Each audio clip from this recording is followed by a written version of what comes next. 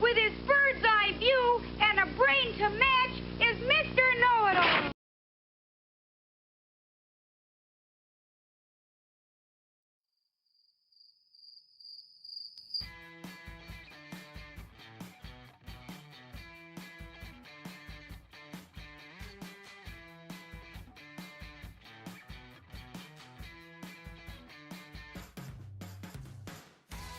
Good morning, good evening, or good afternoon, depending on where and when you're watching this broadcast. I'm Thomas Fessa, my friends, and this is Disclosure Tonight. Happy Monday, August 3rd, 2026. What the fuck is going on out there, folks? Holy cow, Grusch going after Lue. Cats and dogs sleep into the other. Who would have thought it's going to turn into this kind of big a mess on the way to disclosure? But you know what? Let's get to the meat. Let's welcome in our audience first before we get on to, man, we got a lot of stuff. Hey, there's even an interview of Lou today that we're going to be covering. Who would have thought about that? On that note, let me go ahead and find where are my participants. Who the heck do we have out there? Let's go ahead and welcome in. Well, there we go at the start of the chat again. Mr. Greasy Weasel's out there along 56 Bel Air. We got April and Banana Bowie. We got Craig Smith, Dan Larev. Good to see you, my friends. Eliza Teal along with Elvis Roten. We got Firefly and Frank Cathell and Geraldine Durazio. Grateful Benny's out there along with her offer John. All right, we got JJ. It's Stellar. Jan, good to see you as always. And J Cat Meow. We got John Geldhill, JP Six Gunner, and Kelly Bro with those piercing blue eyes as always. And I love Jan. the funny stuff you send it across on X. Thank you very much. Also want to thank who else we got coming out there. Kiwi DJ, Larry Lord, Lori G, Matt, Max Metal Gaming 420, our resident Bogart friend. That's right. Metal Gaming. Michael Drew's out there. Say hi to Mom. It's time for bed. She's 95. She's one of our oldest fans. Michael just turned 75. How about that? We got Mississippian, Mr. Joey B. Niles guys out there along with Obscured Future. We got One Planet, One Feces, Perfectly Imperf, Psychosomatic Insane, Random YouTube User, Randy Robert, John, Sam, Scooby Dooby, Gooby. I couldn't get to the end. Almost there. We got Scott and Sinus Guy, Blow Your Nose Guy. There you go. Also, we've got Steve Hines, Steve Mateo, Syrups in the chat all the way from California. Teresa Loves Our President and True Blood. Two Midgets on a Horse all the way from Idaho. In Wasteland Wonder, we got Yell Tommy Tanker all the way from Bristol, United Kingdom. And Your Mama, 2000, rounding it all up. How about that? Boy, what a day. Yeah, I know I got a generic title card. I frickin' defrosted the freezer last night. And after getting through that whole frickin' mess today when we discovered it, I did not have the energy to even get there. Yeah, just a lot of stuff going on. Man, last night, there were things going on that I had no idea would ever have been going on with Disclosure. You know, we used to have Ivan Hannel on every so often until he got a little bit too much of TDS. We love you, though, Ivan. Honestly, we really do, but it just got a little too strong. And he came out with a new podcast that he put out last night. Basically, what was, again, the Sith Lord, Lue Elizondo's Reptilian Lawyer, has a few words with Gerb, Ross, and the UFO community. Yeah, interesting thing to say the least. Let's get Mike out here before we jump into this, because I know he's a little bit more with it than I am tonight. Mike. Yeah, right here. Good intro. Yeah, we can get into the video that Ivan put out last night. It's only 8 minutes. And no, that one was, today's was 8 minutes. Last night was like 20 something minutes of pure bliss. Was it? I forgot. Yeah. Okay. Well, yeah, then we get into the one tonight. Yeah, that's good. Yep. Oh. So we'll bring the audience up to speed as far as the feud that Ivan was talking about with Lue Elizondo and UAP-Gerb. Yeah. I like this title card he used last night. Actually, it shows everyone's working with AI these days. Mm-hmm. It's true. Oh, it's true. But where did the picture I took last night go? God damn it. Son of a bitch. Hold on. Date modified the wrong way. Ah, fuck it. I don't care. Let's just get to this. I'm with you. Fuck it. Fuck it. Mm-hmm. Hi. Okay, let's get this up for our audience to see. Happy National Security, everybody. I could use one, trust me. You know what my problem is today, Mike? I didn't have any caffeine. Okay. But take Red Bull, mix it with some national security. Well, I've got national security here, my folks. So let's get to it. Where the fuck am I going? Video, Thomas Guest. All right, let's get to Ivan here talking so nicely. Get that a little bit of across, and I think we're set to go. Here we go. Hi, I'm not on social media, Representative Burleson, so I'm going to do this video for you and others so that you understand a little bit better my perspective and I can respond in a reasonable way to you. First of all, I want to offer my apologies to you for interrupting your taxpayer-funded summer vacation of probably the least effective Congress in recent memory. I'm sorry about that. I hope you are enjoying some late. All right. I need least effective member of Congress. Yeah, because he did call out Burleson as being Grusch's boss. Right. And you're not keeping your guy under control. Right. And also how he's on vacation with taxpayer money. Oh yeah, he did say that too. He did. All right, here we go. Good for Ivan. Oh yeah.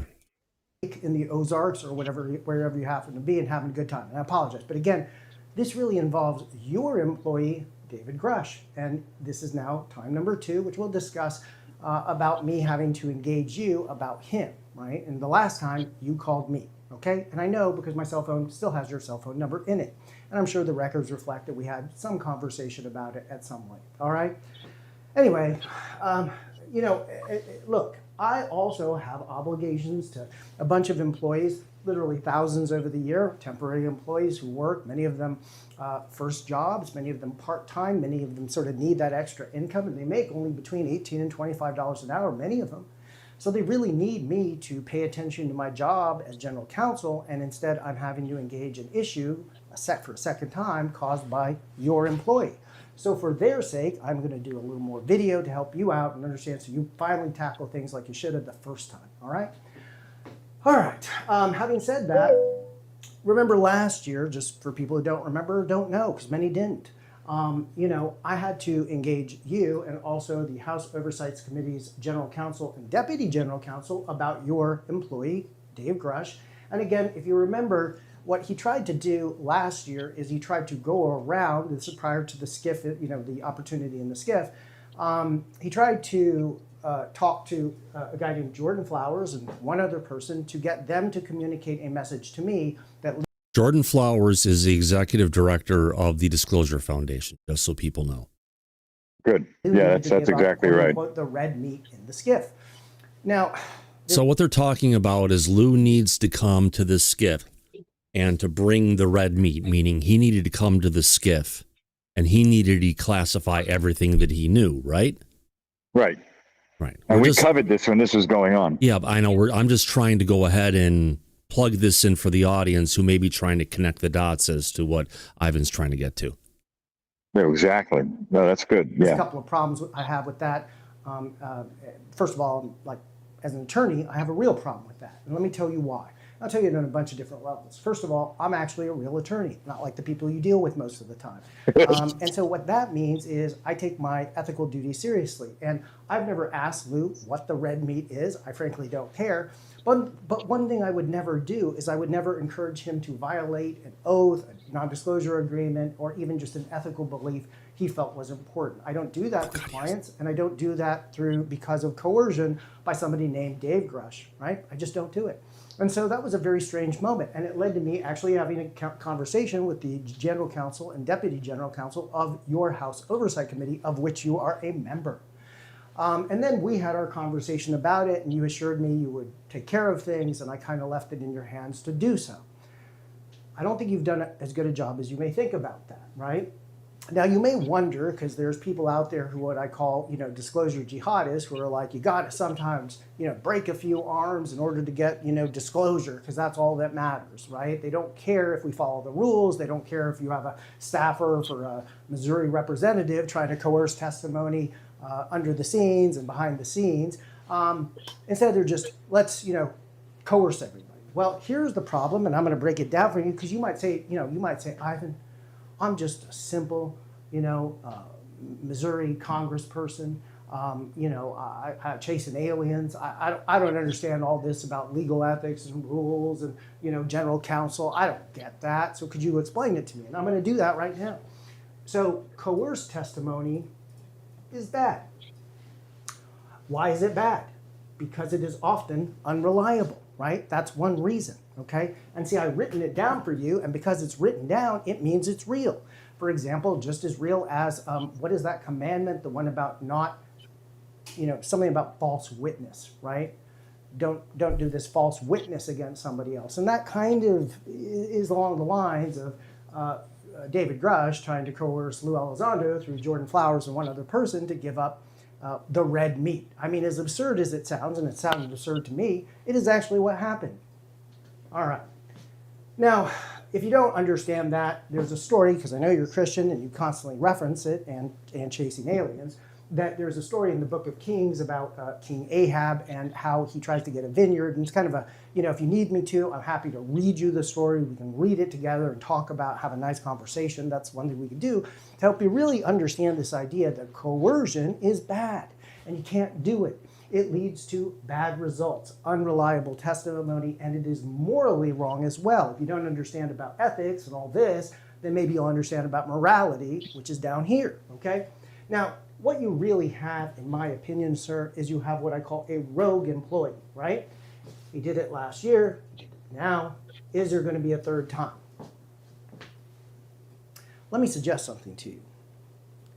When you have an employee or an officer of a corporation or somebody who's sort of high up for whatever reason, I think that they have a greater obligation than the average person to obey and live by the rules. And so as a result, you must take them to account in an even stricter way. Now, I know that you and this new Republican Party sort of has the opposite of that, right? Like, the rules only, the higher you go up, the less the rules apply. Except if you're Fauci. But if you're Pam Bondi, it's totally fine. So I get it. I think there's a bit of moral confusion there. I think you need to work on that too. But let me make it clear what I'm offering to do to help you out.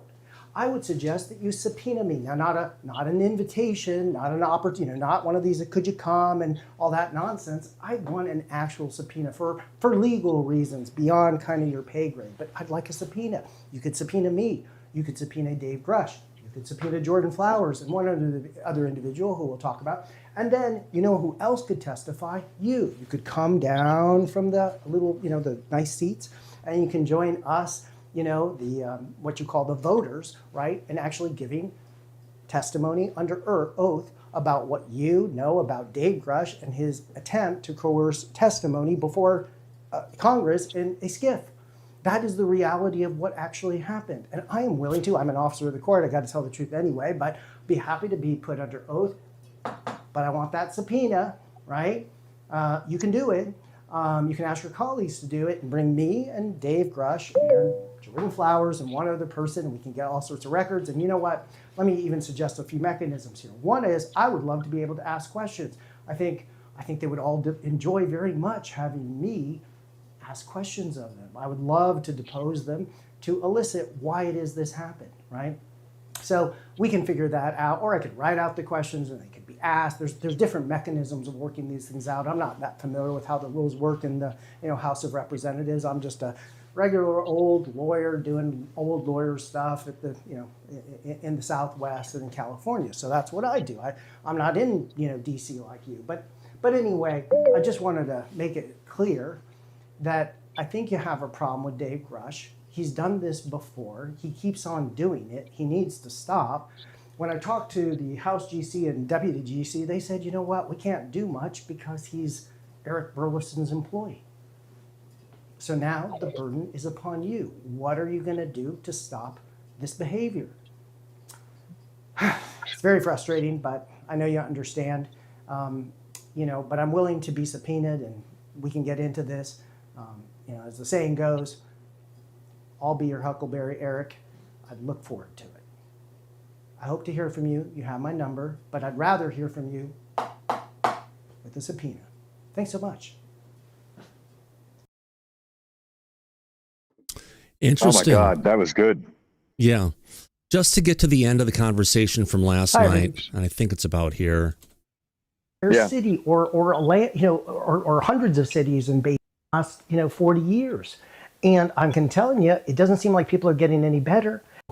As to the ontology, the same is true. All you really have is the ontology right now. And look at you all. Lift us up and make better people. No. Making yourself better is like building an educating video, edifies you a little bit about my perspective as Lue's non-lawyer person who has some opinions. But as a lawyer, I also hope it gives you some insight into why I didn't like to be called Lue's lawyer or anybody's lawyer except for those whom I'm actually representing. Why I don't think Lue is a litigious, and that fear is being used to manifest a hero's journey for certain people like Gerb or others. Why Ross Coulthard should stop calling himself a person with legal training because you display the exact opposite of it. And it just shows an insecurity. And Megan, you're his producer. Tell him to stop. It's really weird.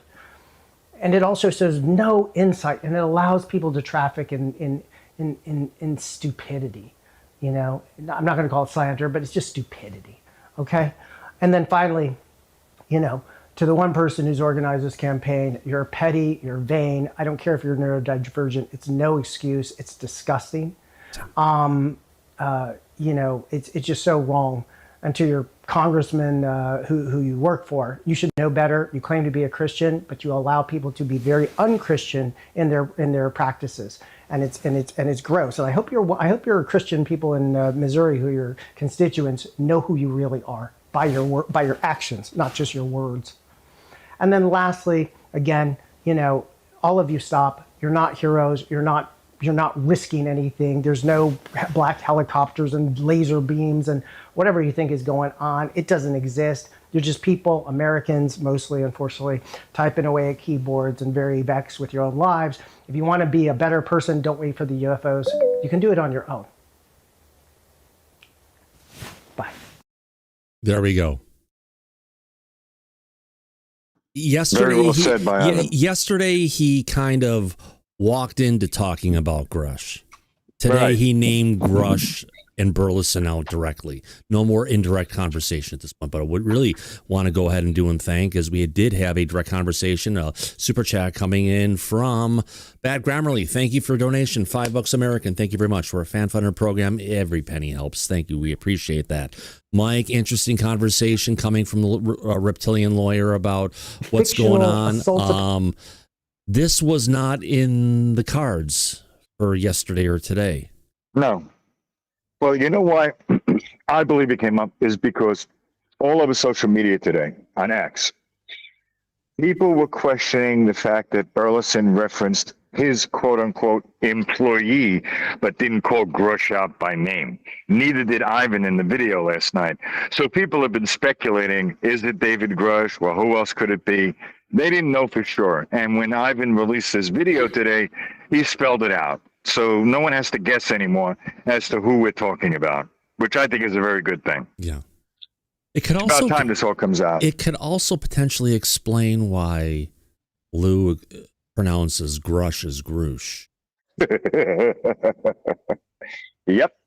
That could be one of the explanations. Where the fuck did that come from? Why would he be doing something like that? He's just doing it to frickin' put the frickin' knuckles across the cheese grater. Yep. That's to, rub him the wrong way by mispronouncing his name. Yeah, very well done, actually, if you look back at it. You never know. Because I was why does he keep on saying Grusch? That's wrong. Right. That's right. Mike, where's that old saying we've got here on Disclosure? Where the fuck did that go? Come on. Oh, it's true. It's true. It's true. It's true. I can't find the window, but it's here somewhere, so I just had to click the button to play it. It's got to be behind this one. There we go. I found it. Yeah. Okay. So that then takes us up to the point where we've got a pre-interview going with Vinny, because we got Lue on Wednesday, and Vinny got him today or yesterday or so. It wasn't live today. It was pre-recorded. Right. It was pre-recorded. So we got to see it today. Yeah.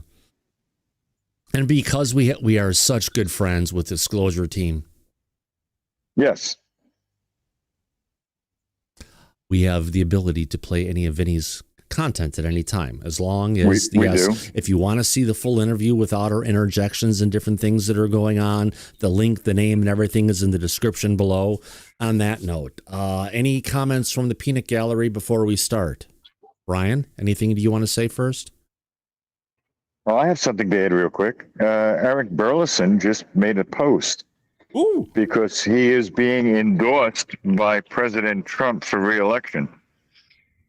So President Trump just put out a tweet talking about how Eric Burleson is a MAGA warrior for the state of Missouri in the 7th Congressional District, and how he fully endorses this businessman, a successful businessman, civic leader, and state legislator prior to becoming a highly respected congressman. Oh, yeah. You know what? I have to bring this up because Panda just put out a tweet as well, and it's something I think we should cover because I think he missed the boat, and he's not waving at the boat leaving the stage. He, leaving the docks. He's turned around and he's waving at the train that's passing by because the boat left a long time ago. All right. So let's get to this. Lue challenges UAP-Gerb to prove he worked with James Clapper or to control the UFO narrative. No, he put this out there. Well, he will clarify that on Wednesday to all the fucking trolls who are out there who are saying that Gerb and getting behind what Gerb's saying. This includes you, Panda. If you can't prove it, if you can't prove the shit that you've been saying about Lue, you have to leave ufology forever. Otherwise, he'll leave. If Gerb or anyone else that can prove that everyone else, that means this means it's also for you, Panda, can prove that I colluded with Clapper to control this narrative, then I will apologize publicly in a pink tutu to the American people, and I will leave ufology forever. So, Panda, better get ready because one hand is good and one hand washes the other. If Lue will wear a pink tutu to go ahead and make this apology and leave, you'd have to do the same. But I think you might look better in it than Lue would, just saying. Oh, my God, Mike, it continues. Where the hell was I? Disclosure team. So let's get to the interview, shall we? Yes, please. Nothing else from the peanut gallery in the back? God, I can't believe they don't have anything they want to say. I have a gallery of peanut mentioned.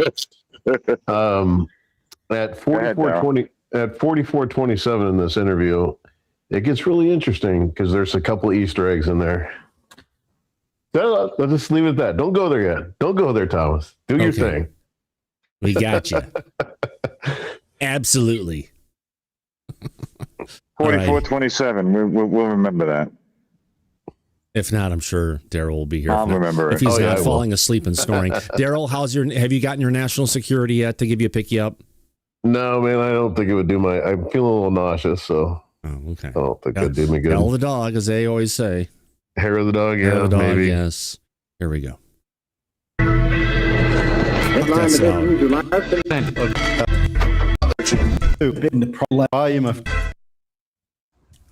All right. Well, Lou, how are you, my friend? You know, brother, it's lately it's been a bit like that old saying, we laughed, we cried. As you may know, I'm in the process of moving across the country, and it's logistically, it's been a challenge. You know, it's tough enough to move across the country, all your household goods, but when you're a cheapo like me, you tend to do it by yourself. You don't want to hire a company. And my wife is even cheaper. So we're doing it all ourselves. And oh, by the way, let's throw in the mix, you know, besides moving vehicles and household goods and U-Haul trucks, 5 German Shepherds. And so, across the country. So let's see, yesterday I finally got home with yet another load. I had this incredibly long flatbed trailer that was like almost 50 feet long that I wound up bringing some of the Jeeps over, had some problems with the axle. Finally went up to Wisconsin, picked it up after it was repaired, brought the Jeeps finally home, took the trailer back to Wyoming because it was actually my neighbor's. So I dropped it off. So he did get it repaired. So he made it limp along on the side of the road, and then he got it repaired. Good man. Yep. And then I came back with my old hunting truck. Now, my old hunting truck, I call her Old Bessie. You have to understand, she looks like a nightmare. She's kind of patchy black and maybe some spots of purple on it from the original paint job. Doesn't have any bumpers. She's designed to be a field truck, right? So you go hunting and then you put the deer in the back and you come back home. She's probably not very street legal at this point because it is really just a hunting truck. So, by the way, I decided to drive my hunting truck back with a trailer to bring back my wife's most prized possession. Now, what is that prized possession? Is it a diamond ring? No, it's not. Is it a fancy sports car? No. It's not. Well, is it a Picasso or some sort of painting? It's what Lue purchased with the money he made from his book. And that's what he made, basically, to pay for this gift for his wife. And let's hear what it is. It's not. What is it? It's a lawnmower. That's right. My wife's favorite possession in the world happens to be a ZTR riding lawnmower, to the point where she said, if you forget that lawnmower on your way back, you will find yourself divorced. So I put the little John Deere tractor on the back of the bed of the pickup, and then I secured it the best I could. And then I took my wife's ZTR, drove that on the flatbed, and we drove for 2,000 miles with no air conditioning, no defrost, through the rain, all 4 days. And this truck has a lot of miles. It's got over 200 and some thousand miles. So I take care of her, but she's old, but she's very reliable. So like a lot of us old people, we got to go a little slower. We can't, you don't want to abuse the engine. Take plenty of Tylenol to deal with the pain, as Mike always says. And so I was constantly tinkering here and there. And of course, just like the first time I came across country, this last time with the Jeeps, guess what? I had trailer issues again. Yes, even on the little teeny utility trailer. So I got about halfway through my trip, realized, oh my gosh, the tires are completely bald. And by the way, I didn't start off that way. It's not like, well, Lou, didn't you check the tires before you left? Yes, I did. But apparently these utility trailers aren't really designed for long hauls. They're designed to just kind of go from house to house, maybe with a lawnmower. They're not designed to go thousands and thousands of miles. Well, that's what this one did. So I had to wind up finding a place in the middle of the night that had a spare rim and tire, and bought 2 of them, and in the parking lot, replace rims and tires. And anyways, it was like a circus for me. And fortunately, my poor little puppies were not with me. They were already here in the DC area. So I spared them that drama and got home just in the nick of time to take Jennifer to the airport. And now she's heading back out yet again. Wow. That's a lot. That's an awful lot. I'm glad it worked out, and I'm glad you're here today, because there are a lot of things that we're going to cover today. Okay. And we're going to jump straight in, Lou. We're going to jump straight in. Let's go. So, Lou, there was recently a very public disagreement between yourself, UAP-Gerb, following comments he made during an interview with Ross Coulthard about... Right, just so everybody knows, where did UAP-Gerb get this knowledge, Mike? He's so knowledgeable. He must be a genius, right? Right. Because the information has actually been fed to him over all this time, probably by David Grusch. Right. That's why he knows where to look, what the names of the programs are, the different facilities, different sites. It all kind of adds up at this point. Where does this guy come out of nowhere? Well, nothing really comes out of nowhere without having a guide, right? No, yeah, it never does. So it's obvious where this is all leading back to. And good for him, because if I lived in Colorado and I live close to Grusch and I could link up with him and get all this information on a regular basis, hell, I'd do it too. Oh, absolutely. Gerb seems to have a problem in responding, because wasn't he supposed to have a drop of a show or something on Sunday? A video, yeah. Yeah. He was, it seems like he's having some issues doing that now. Yeah, because it would be great for Gerb to come on with his mentor, David Grusch, honestly. They should just wheel him out of the closet. Yeah. And we could have a total smackdown on Wednesday if Hannel comes with Gerb and the other guy you just mentioned. Yeah. UAP Smackdown. Yeah, there we go. Yeah, listen, if Gerb and Grusch wanted to come on with Lou on Wednesday, we would be more than happy to referee that. The problem is, in reality, neither one of them could do anything like that at all. So that's the problem. That's why it would never happen. Right. Exactly. Here we go, folks. Your alleged connection to the legacy program. Now, I appreciate that accusations around someone's integrity can be taken very seriously, especially in a subject where trust is so important. A lot of people in this community have a great deal of respect for both of you, and many were disappointed to see two people they admire at odds. What would you like those people to understand about what happened and where your head's at today, now that you've had some time to reflect on it?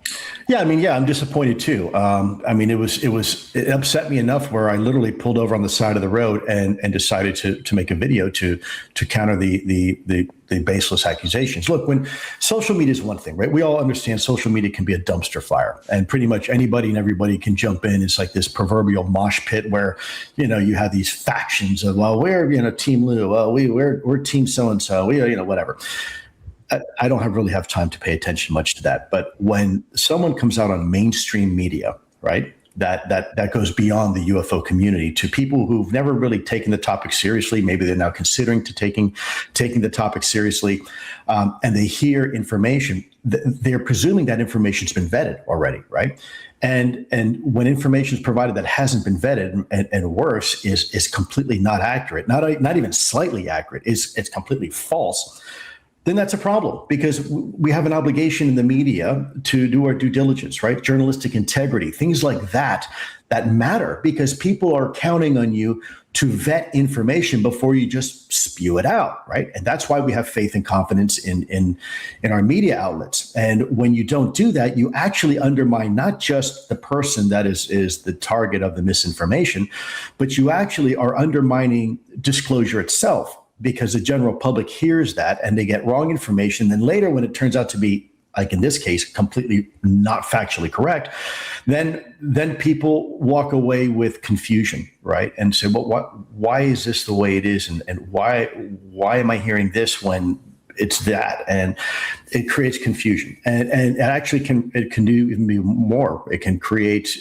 a sense of resentment for some people, and fear. And so we have to be very careful. That's why I'm always, even when we're talking, right? If there's something I don't know, I say I don't know. There's things that I think, things that I know, and then there's things that I have no clue about.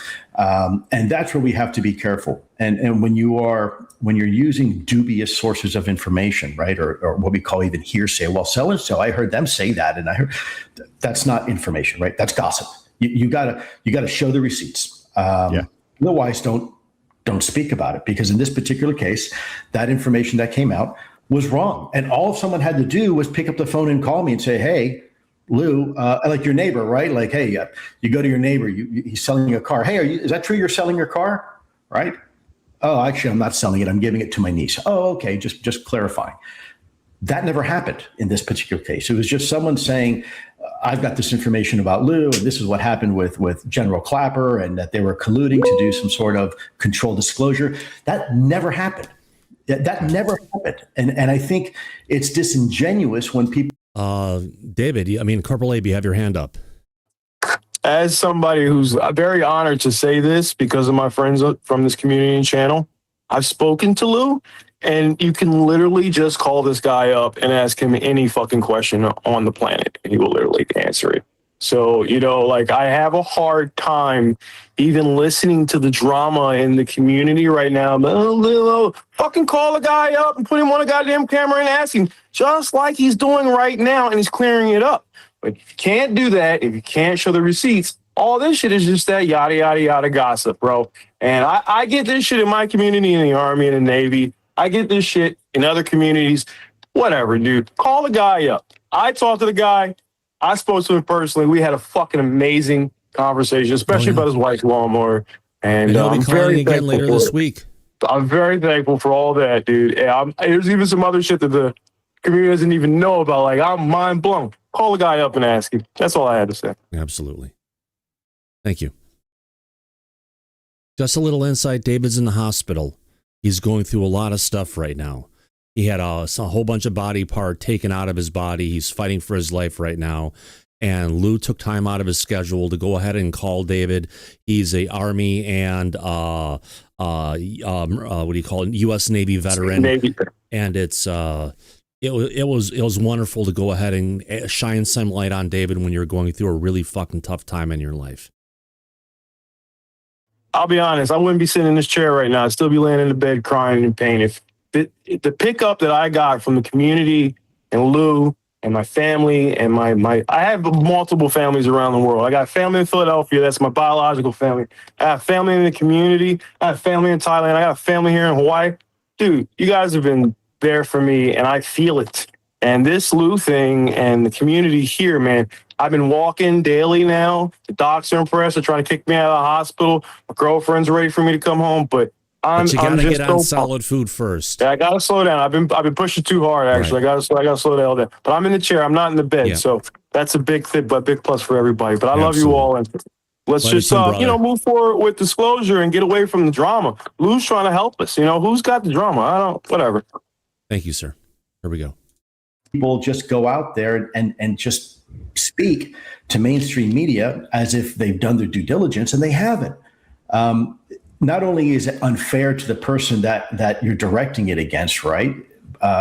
Frankly, you could be careful. You got to be careful because you cross the lines of defamation and other things, slander. But what it does is create confusion. And in this particular case, News Nation, which is mainstream media, now risks maybe never wanting to cover this topic again because the backlash has been fierce. It's like, oh, wow, we're putting out information that was wrong, right? It was completely wrong. Well, it's not Lue's fault the problem is wrong. It's because we have Ross Coulthart, who's out there acting like a tabloid journalist and following those rules instead of the strict rules that a journalist should go ahead and play. Look, I know where the source of some of this information is coming from. People know me, as you probably know me. I don't like to talk negatively about people.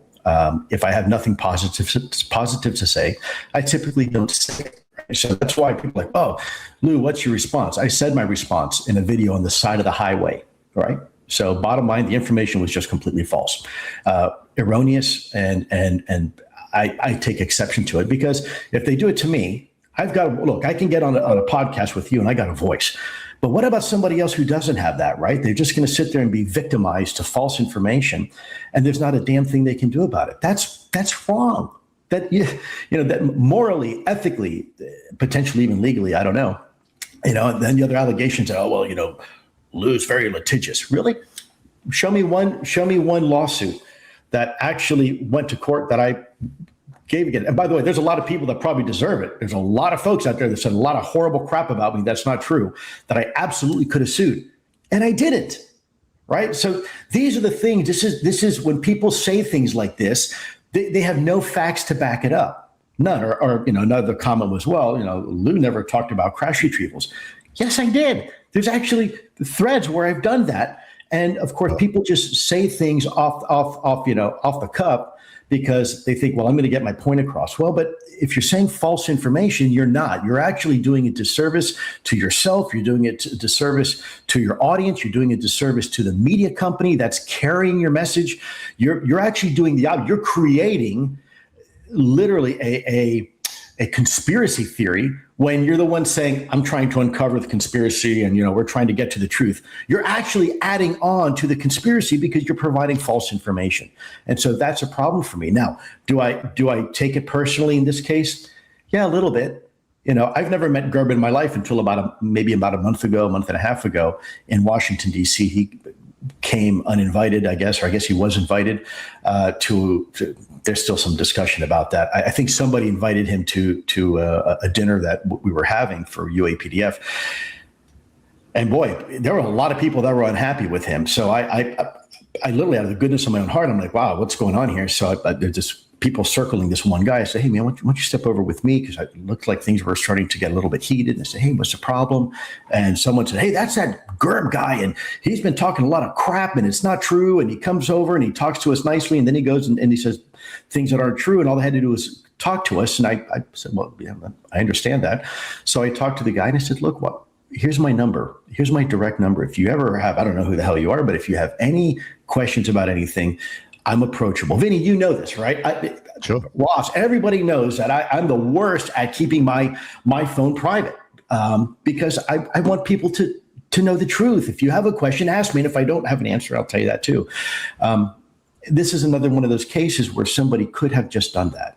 And of course, people come back, well, the video was done, a couple hours before that event that you met him. That's even worse. That's now you've known you had a conversation with somebody about me. You've met me. You now have my number. Before it goes out and gets distributed, wouldn't you want to validate, hey, listen, is this true? What's your side of the story? But that never happened.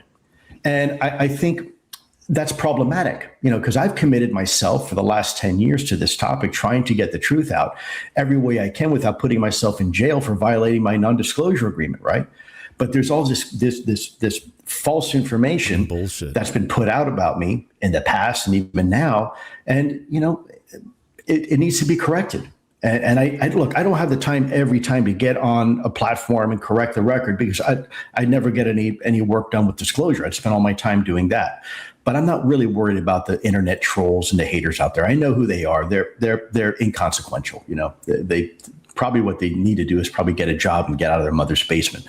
But that's neither here nor there. My problem is when someone gets on mainstream media and starts doing things, especially on a program like News Nation, right? That's been committed to disclosure and transparency and is actually trying to get this information out, and they get duped, right? They get somebody to come out there and put information that's just factually incorrect. Now, is Gerb responsible for that? Yes, he is, absolutely. But does he have the experience and the savvy to understand how media really works? Well, maybe he doesn't. And so I'm willing to give him a pass for that. But hopefully in the future, now that he's got my number, he'll actually take me up on that offer and call me before he starts putting out this nonsense. And by the way, other people too. I'm not the only person.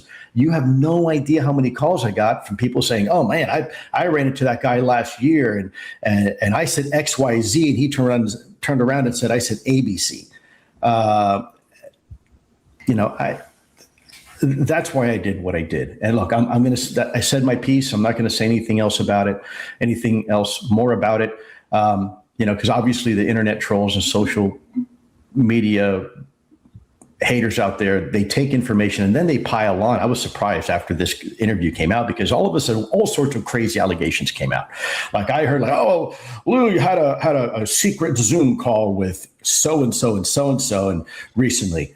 I haven't talked to that dude in one of the people that I was talking to like in over 2.5 years, right? They just make up crap, complete nonsense, and people buy that stuff. People are like, yeah. And then when it turns out that it's not true, do you ever hear these people come out and apologize? Ever? No. Just on to the next moral vomit, right? That they're going to spew out. It's never, hey, look, guys, we got an obligation here to correct the record, just like I do. Whenever I make a mistake, I'm the first person within 24 hours. Hey, guys, you know what? Mea culpa. I'm sorry. I got it wrong. But you never see that with these folks. They never come out and say, hey, you know what, Lou? Sorry, we got you wrong.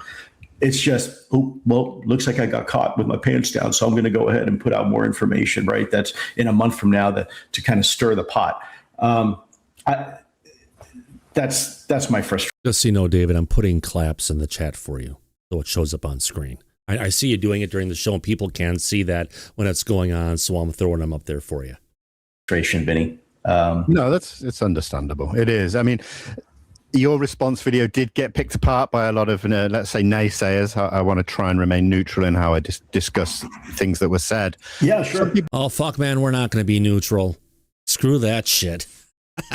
We'll call it as we see it. We're not going to pander to the trolls, are we, Mike?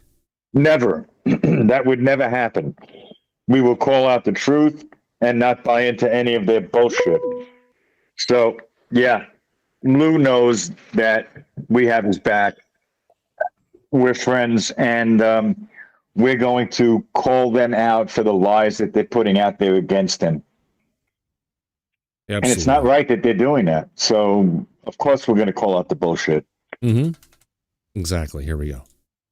We'll try to pick it apart. And Ryan does have his hand up. Ryan, go ahead. I'd just like to point out that the claims that Gerb is making and the people that are attacking Lue, I'd like to point out that they have provided no evidence to back it up. No, they haven't. It's all speculation. Well, it's all information that's being fed to Gerb. It sounds like that information is coming from Grusch, which a lot of people put up on a pedestal. And if he's giving you this stuff, you're you're more likely to believe him and parrot the information you're being fed. So kind of what's going on is Gerb is, part of a disinfo campaign. He's a useful idiot. It'd be one thing if you could provide documents or evidence, but it's another thing when they just come on and that's state gossip and hearsay based on their opinion. They just don't like him for some reason, and they come on. These people need to understand, like Gerb, you got to provide evidence. You can't just come on, or otherwise this happens. Well, no, I think it's like Daryl said, it's a disinformation campaign intentionally to attack and fuck up what's going on right now, because disclosure is moving, but not the way the public wants to see it, but it's moving in the background. And Lue moving to DC, I think that's just somebody's getting scared, right? And then now they're panicking. And fucking people are getting panicked. Because even me in the hospital, I'm starting to get a little flack from one of the branches that I was in, and they were like, "Wait, what?" Because I didn't tell the other branch. Because I was told not to tell another branch about this UFO shit. So now the other branch is like, wait, what the fuck? We never heard this shit before. So, I think there's a little background shit going on. I don't know. Oh, yeah. Well, Gerb needs to understand, when you come out in this community and make claims, you need to provide backup evidence. But nobody does. That's the thing, Ryan. Yeah. So many people in this in the whole UFO arena don't go ahead. They just make statements and they don't have anything to back it up. And that's been the accepted form of communication, right, Mike? Exactly. No, that's 100% right. It's a big problem. Yeah, people need to back their stuff up with something. Yeah. Otherwise, this confusion happens and this infighting happens. Back stuff up, please, Gerb. Otherwise, nobody takes you seriously. Yeah, Sweaty, you wanted to say? Yeah, thank you, Ryan. Sweaty, you wanted to say something? Yeah. First thing first, I want to say good evening, everybody. Sorry I'm late. Corporal, what's up, my brother? Hope you getting well. What's up, bro? Yeah, no problem, brother. Basically, all these guys like Gerb and everybody else, it's for the clicks and likes for their channel or for their narrative. You know what I'm saying? Just like with Ross Colbert, you know what I'm saying? I'm pretty sure his producers and directors or wherever or anybody was telling him, well, hey, it's a slow week, so you got to come up with something. You know what I mean? And that's what these guys do. They come up with shit, and then when the bullshit is called out, all of a sudden they get quiet, and all of a sudden they're going to get defensive and not say nothing. Like, listen, I'm like this. You need to do a Will Smith. Keep your name out my motherfucking mouth. Like, for real. Like, keep your name out. Because if it's not pertaining or helping disclosure to add more evidence or, to be part of the narratives, then shut the fuck up. You know what I mean? Stay in the background. You know what I mean? Watch and learn. You know what I mean? And like Lou said, you know what I'm saying? Hey, if you heard something and you're not quite sure, ask me. Fucking call me. You've got my numbers, right? You know what I'm saying? You know what I mean? Either I can tell you some shit I can tell you or some shit I can't tell you. You know what I mean? And listen, everybody knows about this NDA shit. You know what I mean? People know about this shit. So for like a lot of people that sit there and say, oh, well, I don't want to hear about no NDA that can't be. Well, bro, they have signed a piece of paper stating that there's certain things that they can't talk about. Yes, it's frustrating to the public, to us, because we want to know everything. But in hindsight, you know what I mean, let these guys do what they're supposed to do. You know what I mean? Stop hounding these guys. Stop going on Instagram, X, and Facebook or YouTube and trying to discredit these guys that put their lives on the line as far as coming out with this information, losing their job, getting threats and all that. Like, come on now. But yeah, I just want to say that. That's all. Exactly. And who would ever thought that Grusch would be in this kind of in this kind of a thing? No one would. Mm-hmm. Nobody did. Yeah, well, this is what happens, man. Well, when people don't, when people don't do their research. Yeah, when the old friends of mine used to say, "Doll, get to know me. It's a deal." Yeah, how much of a deal is it really? So let's continue on. Thank you, Sweaty. Appreciate the conversation, and everybody else. thought that there was some kind of threat in there because you were sort of saying that there was consequences to stuff like that. But there are consequences. Yeah. Sure. I said it very clearly. So your reputation, what are you going to do when your story falls apart, right? As it is now. What are you going to do? What are you going to say to people, right? How are you going to handle that? It wasn't a threat. It was very simple. I'm worried for your credibility because you have gone out on national level television and said things that were not true, right? And made innuendos that were not accurate. And you have now in the last year, I guess, made a little name for yourself by trying to, be a disclosure advocate, but you're doing the exact opposite. So, sorry, you can hear my dog's out there getting a little frisky. What are you going to do? I worry for you about that because people listen to you. Now, people can hype up what they want. There was no threat. And that's just people. Again, I think what people are doing, they're picking it up. I'm like, who called it a threat, Mike? The trolls called it a threat. Red Panda Koala called it out as a threat.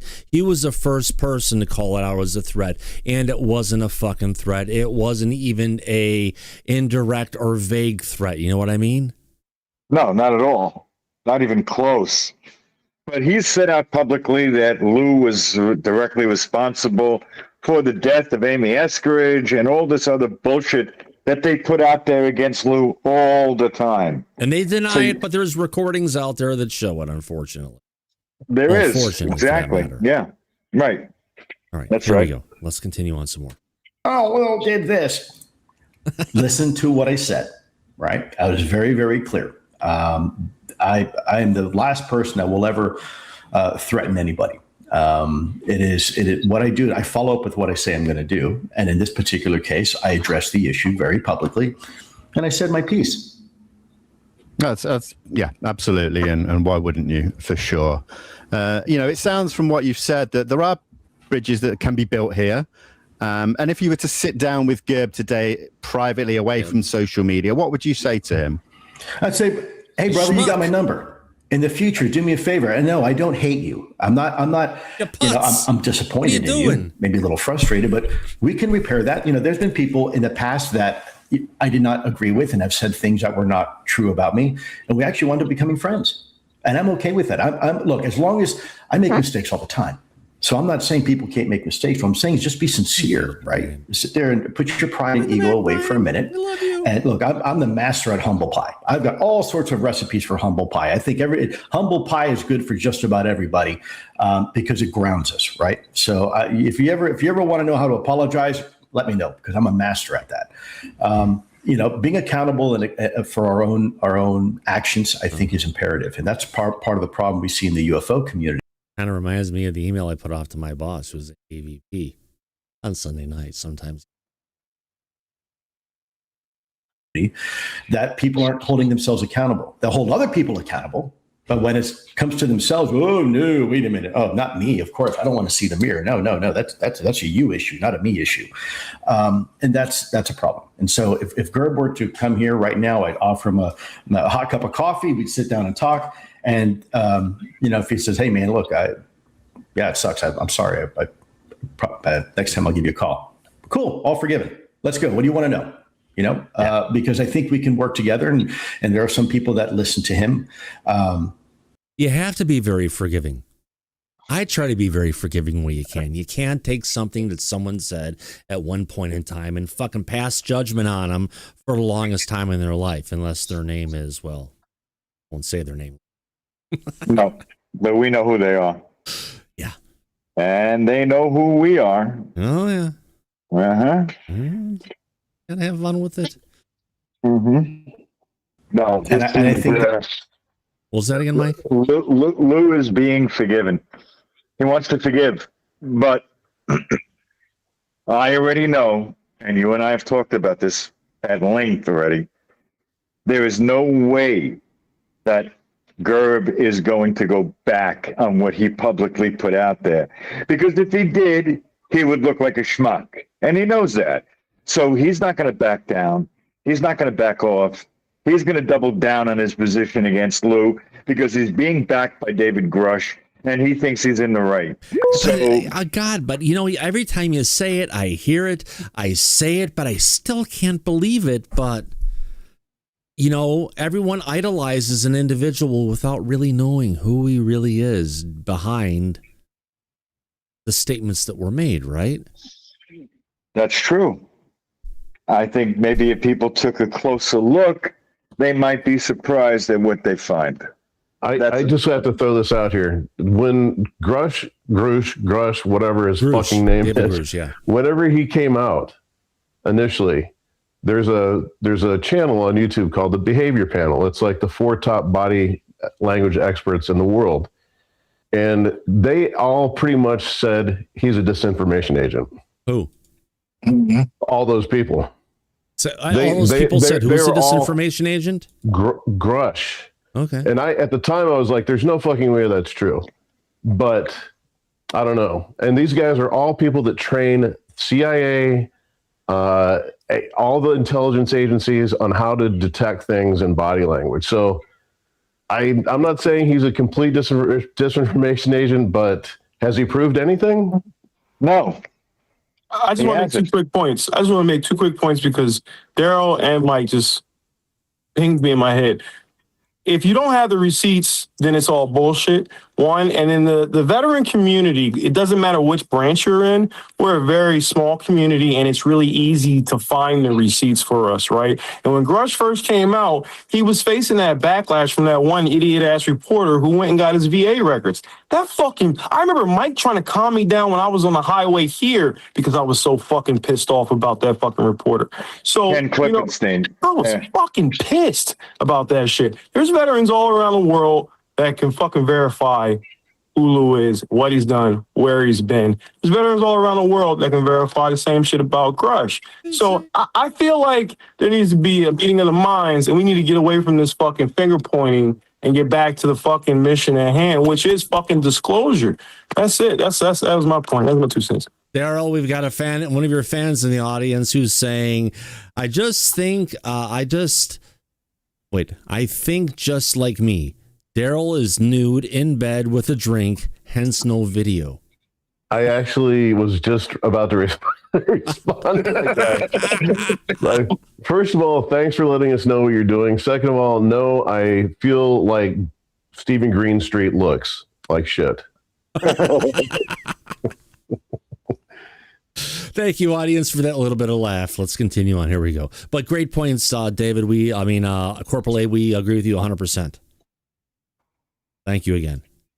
That's good, but get your facts straight and don't have any hidden agendas, right? Don't be doing something because you're hoping someone's going to give you a job later because you're doing something for clicks and likes and attention. Because then I've got no room. Well, talking about getting a job later, Gene Sticko came out today and basically said that David Grusch with Hannel has this company that's kind of hanging in the wings, and as soon as and there was portions of the National Defense Authorization Act that they had for the UAP Disclosure Act that actually would allow a company like what he's trying to get going right now. And when it gets passed, it's going to allow him and Nell to go ahead and monetize things going on in disclosure.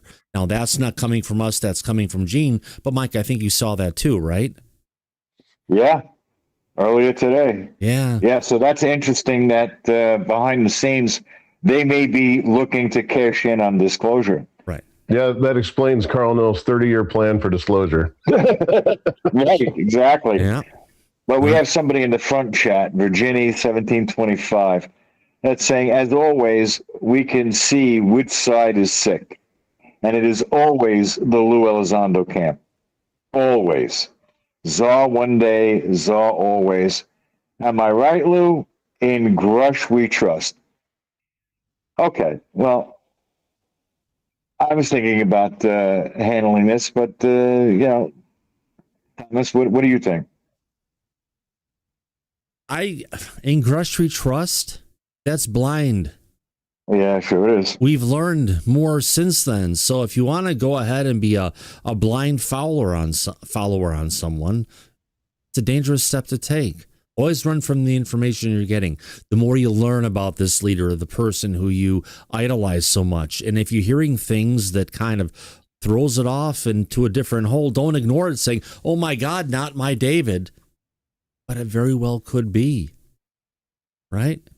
Yeah, and he's making, or she is making the point that we can see which side is sick. And it is always the Lue Elizondo camp. Oh, God. Always. No. So then if you really feel that way, I have a question for you. What are you doing on this show? Oh, because they want to hear, sometimes, Mike, I'll listen to CNN, right? That's why the person is here. They want to be entertained. They want to hear what's going on. They hear this from the other side, but they don't want to put themselves in a freaking isolation chamber where all they hear is the other side. Seriously. Yeah, I would say to that person, down the road, everything's probably going to be laid bare. And, hopefully you will not be. Hopefully their mind will open up, right? Yeah. You got to keep it in mind, man. Nobody has really proven anything. I mean, to be so endeared to one camp or the other, or to be in a camp at all, you're just setting yourself up for potential, what's the word I'm looking for? Disappointment.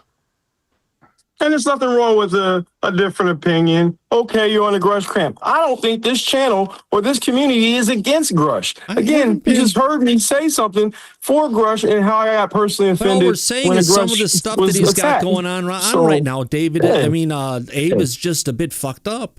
Yeah, I just think this person's, I don't even see the argument here, really. What are you saying, like, in Grusch we trust? How about we just get to fucking disclosure? What the fuck are you even talking about? Yeah, that was pretty much my point. Yeah, you know what? It's like people want to just do one-sided. You know what I mean? You can't do one-sided if you're trying to get to the truth. You know what I mean? Whether you believe a person or not, listen to both sides. You know what I mean? And then do your due diligence and do your research. That's the problem. I don't think a lot of people do their research. You know what I mean? People just, like they go on X, they scroll, they read a couple lines, oh, boom, and that's it. No. It's deeper than that. You know what I mean? If you don't know something, dig deeper than that. If you are very skeptical about the thing that you're looking into, dig a lot more deeper than that. It's not rocket science. You know what I mean? Sometimes I think we just deal with but if you are honestly trying to seek the truth and you want to, it's not supposed to be going. Go ahead. It could be worse. It could be in Greer we trust, right? It could be worse. Oh, fuck that, sir. Oh, never. There's probably a few people in here too that they would subscribe to that camp. Yeah, of course. That's okay. Hey guys, I'm sorry if I'm not responding. Those ones that's talking too. Sorry if I'm not responding to the front chat. It's kind of hard for me to pick the phone up and switch back and forth because it messes with my guts a little bit. I'm here with you. Thomas is reading the chat for me. Okay. He's just talking to someone else.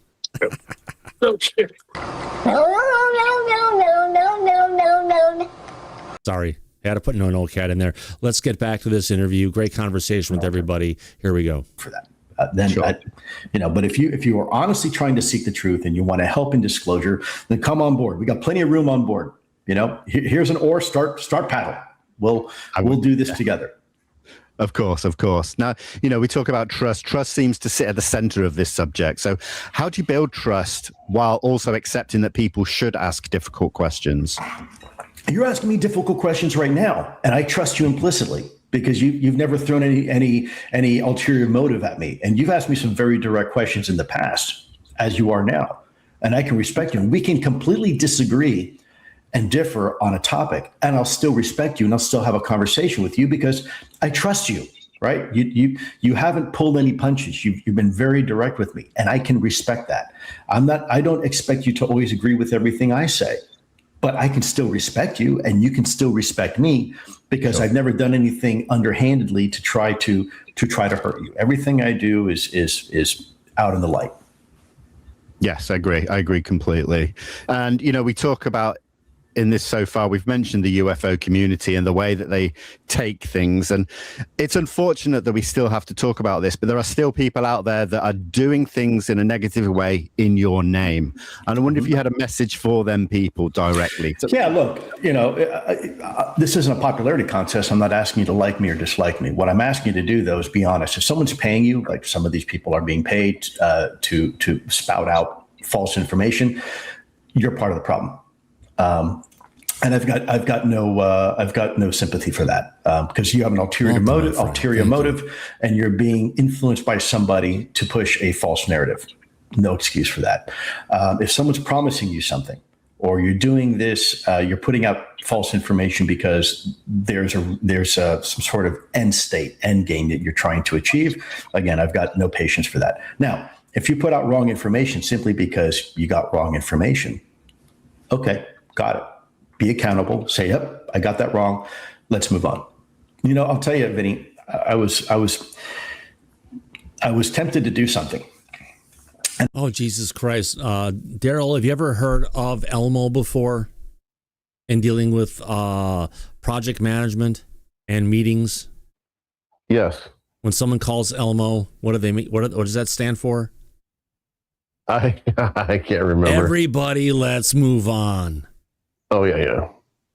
Yeah. Sorry, just kind of apply to this, but that's what we're talking about. Elmo.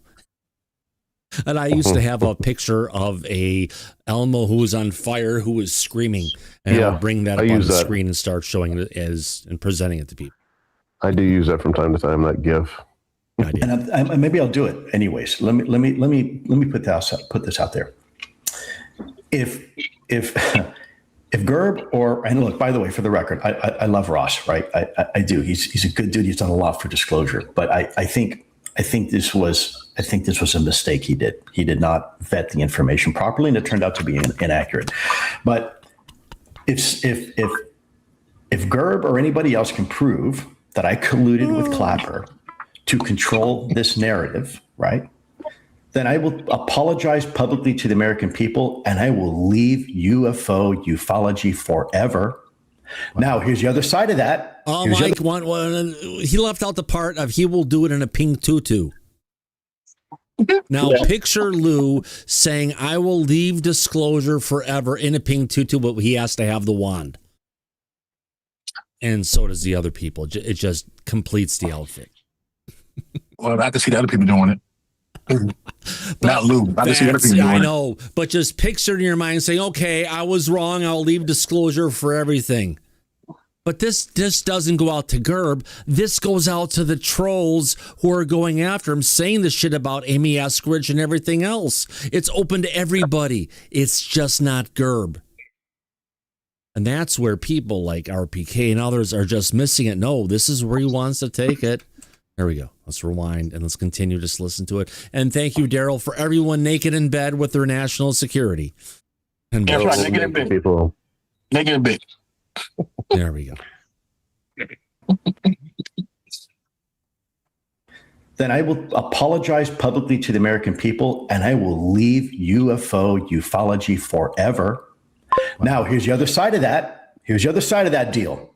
You take this deal, and if you can't prove that, you have to leave ufology forever, and you have to leave journalism forever and never be a journalist again. That's how confident I am. That's right. And if your source, your information, where I know you're getting this information from, I will go toe-to-toe and I will take a polygraph examination along with that source, and I'll make the same deal. If I fail that polygraph exam for those types of questions, I will leave ufology forever and apologize. But if I pass and the other person fails, they have to leave this topic forever. How about that? I mean, yeah, wow, that's some statement, but yeah. I think also what I was getting at in the question, what about people who consider themselves on By the way, your let me side? be clear here.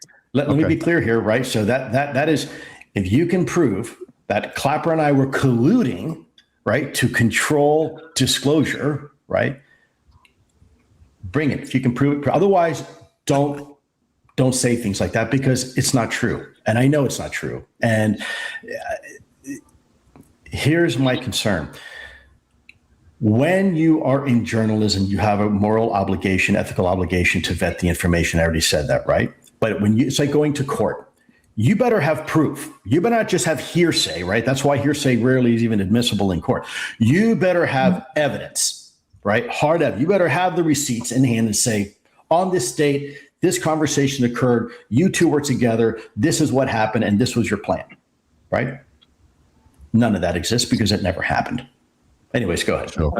But Yet I was at the hot dog joint that was next to the mini putt golf course in L.A. on the date that Katzenberg and Geffen got together to talk about the separation with Spielberg for what was it? DreamWorks SKG to come together. I could name the place. I could name the people. I could say what fucking hot dogs they got. I was there and saw it. But for all this shit, nobody has it and they can't bring it forward because this shit never happened. That you mentioned there about colluding with Clapper, does that include the same allegations about you being a part of the legacy program? Guys, I already talked about that, about being part of I can't, I'm not allowed to discuss. I've already said for the record that there was a legacy program, but I am not allowed to go beyond that, is whether I was part of it or not. Now, people say, well, I'm reading the innuendos. No, it's just like saying, Lou, have you been read on to the new, the new super stealth bomber that we haven't announced yet? I can't answer that because if one exists, it's classified, right? And if it doesn't, a super stealth bomber? Well, he's got to be making this up because there is no. We got the B-21 Spirit, but it sounds like something even better. Doesn't exist. Well, I can't say that because either by confirming or denying, what you're doing is you're already confirming the existence of something. Sure. So, the topic of crash retrievals is another example. I have to be very, very careful what I say because I've been told I can't talk about it. So what I've said is what I can say is the fact that I've signed documentation saying I can't talk about that, right? So hint, what does that tell you? People forget the fact that I still am subject to random polygraph examinations. I still have a security clearance, right? There are certain things, there are red lines that I cannot discuss. Sure. And whether I'm part of something or not, and that's why I think people say, well, if he didn't say it, then he must have been, or he must not have been, right? I'm not saying either one of those. I mean, Lou's been talking about this for a long fucking time. And it's the truth. There's certain things he can't talk about. But my God, people still haven't gotten the fucking answer, gotten the freaking clue, Mike. Oh, it's fucking insulting and completely ridiculous.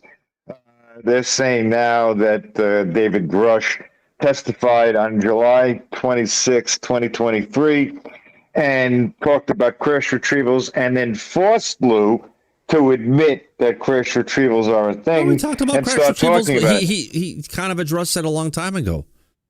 Well, he did, because back in 2019 on Tucker Carlson, when he did the interview, that's exactly what Lou was talking about. And there's video of it all over the internet.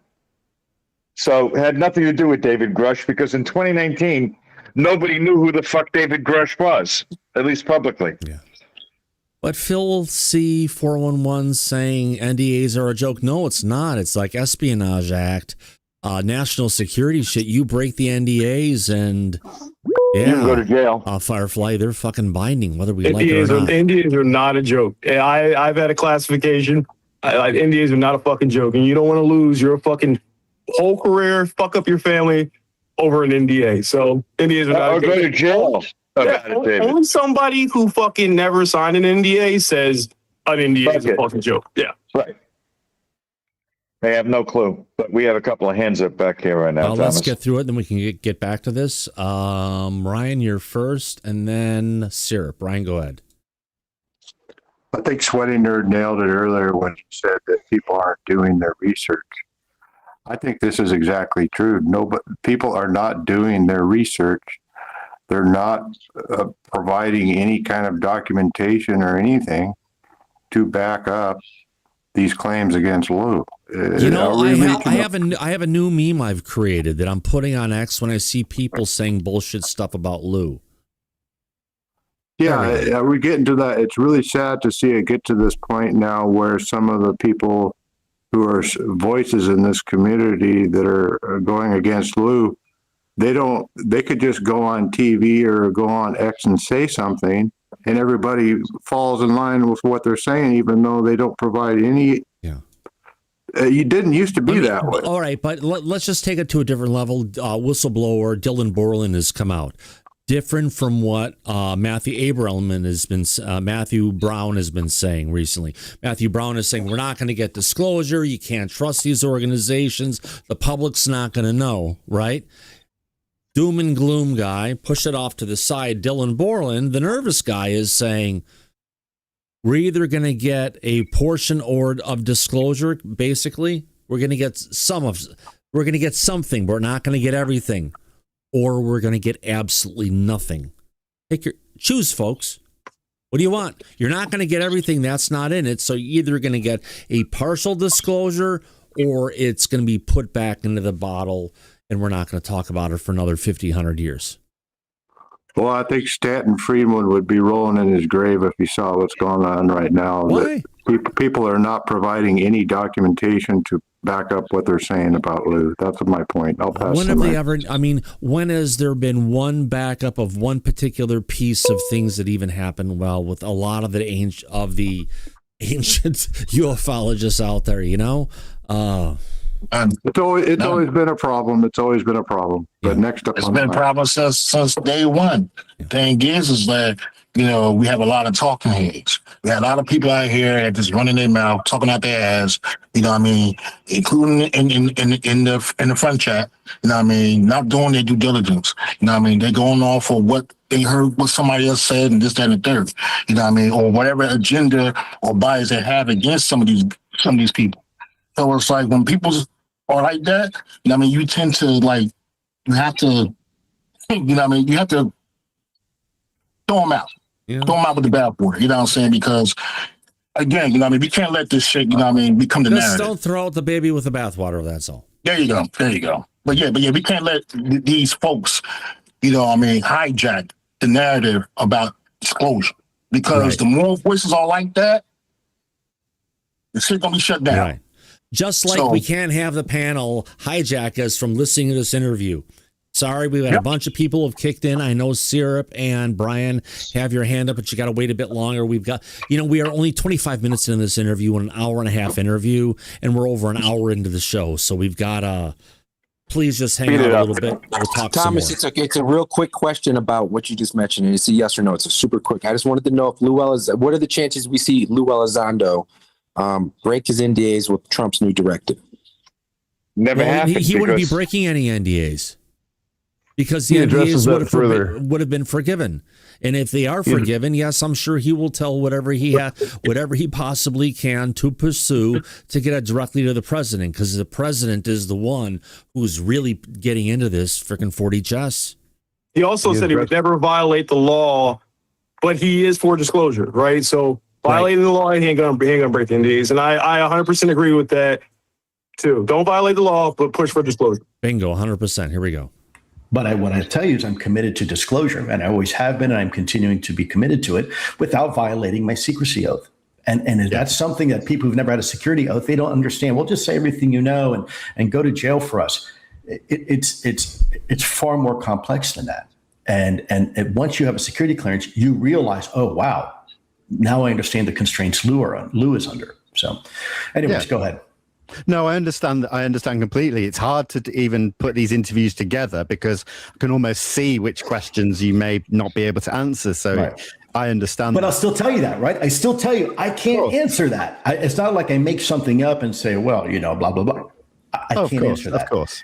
But there's been a lot of things in the past, keep in mind, Vinny, that I couldn't answer. And as time went on and things got more relaxed, I could answer, right? Sure. So it's not that I'm trying to be evasive. I'm trying to be accurate, but at the same time, not do anything to compromise national security. I understand completely. And just to follow on to that question. There we go again, just pointing it out. You will not compromise national security. He'll want to take stuff and get it so it's no longer classified under national security, but he's not rogue and won't go over the line because, well, he knows what the penalties are. And even I was also sort of trying to ask, what about people who would consider themselves your friends or on your side doing negative things to the naysayers, doxing people in your name, and then because I don't want that. They shouldn't do that. I don't want people who are supporting me. Please do me a favor. Please take the moral high ground. Now, I can't stop people from doing what they want to do. There's a lot of people that get very emotional. Have there people been out there doxing people in Lue Elizondo's name? Not that I heard. Now, I've never heard of that once. Now, there are people who are claiming that, but nothing has ever been done. Anything that's gone on, it seems like it's all from a bunch of individuals, and none of this stuff is coming from Lue at all. It never has. No, correct. And it just people making up lies and attacking Lue with those lies, and which is what they've always done and will continue to do. It just wasn't attacking Lue; it was attacking others. Right. Yeah, that's right. And it got to a point to where the conversation was being parroted by Luna and other members of Congress, which wasn't good. But either way, let's get off of that. Let's get back to this. Here we go. Upset, and there's a lot of people that actually know me personally, and they get very aggrieved when they see the baseless attacks, and I appreciate their friendship. And I've had conversations with people in the past where I've told them, please don't do that in the future. It's not helpful. Well, Lou, they're saying false stuff, and look, I know that, and I appreciate that, but sometimes fighting fire with fire isn't always the best solution. I'm trying to the best I can, and sometimes I fail. I'm trying to lead by example, right? And I'm trying not to be guilty of the same things that others are guilty of. And it's hard, right? Because you want to go out and as people know, in the past when I first came out, there was all sorts of things I could have said to prove who I was and save my own skin. But I never did. I always took the heat rounds, and only later as time went on, people were like, oh, Lou was right. Oh, Lou was telling the truth the whole time, right? Well, why did he just say it? Because the cost of that would be throwing somebody else under the bus. And I'm not a sellout. I never have been, and I never will be. And so even to protect my own reputation, I will not ever expose other people, or at least purposely expose other people to that. And so for anybody out there who's going out and attacking somebody else on my behalf, you don't need to do that. Please don't do that. I appreciate your loyalty and I appreciate your support profoundly, more than words can ever express.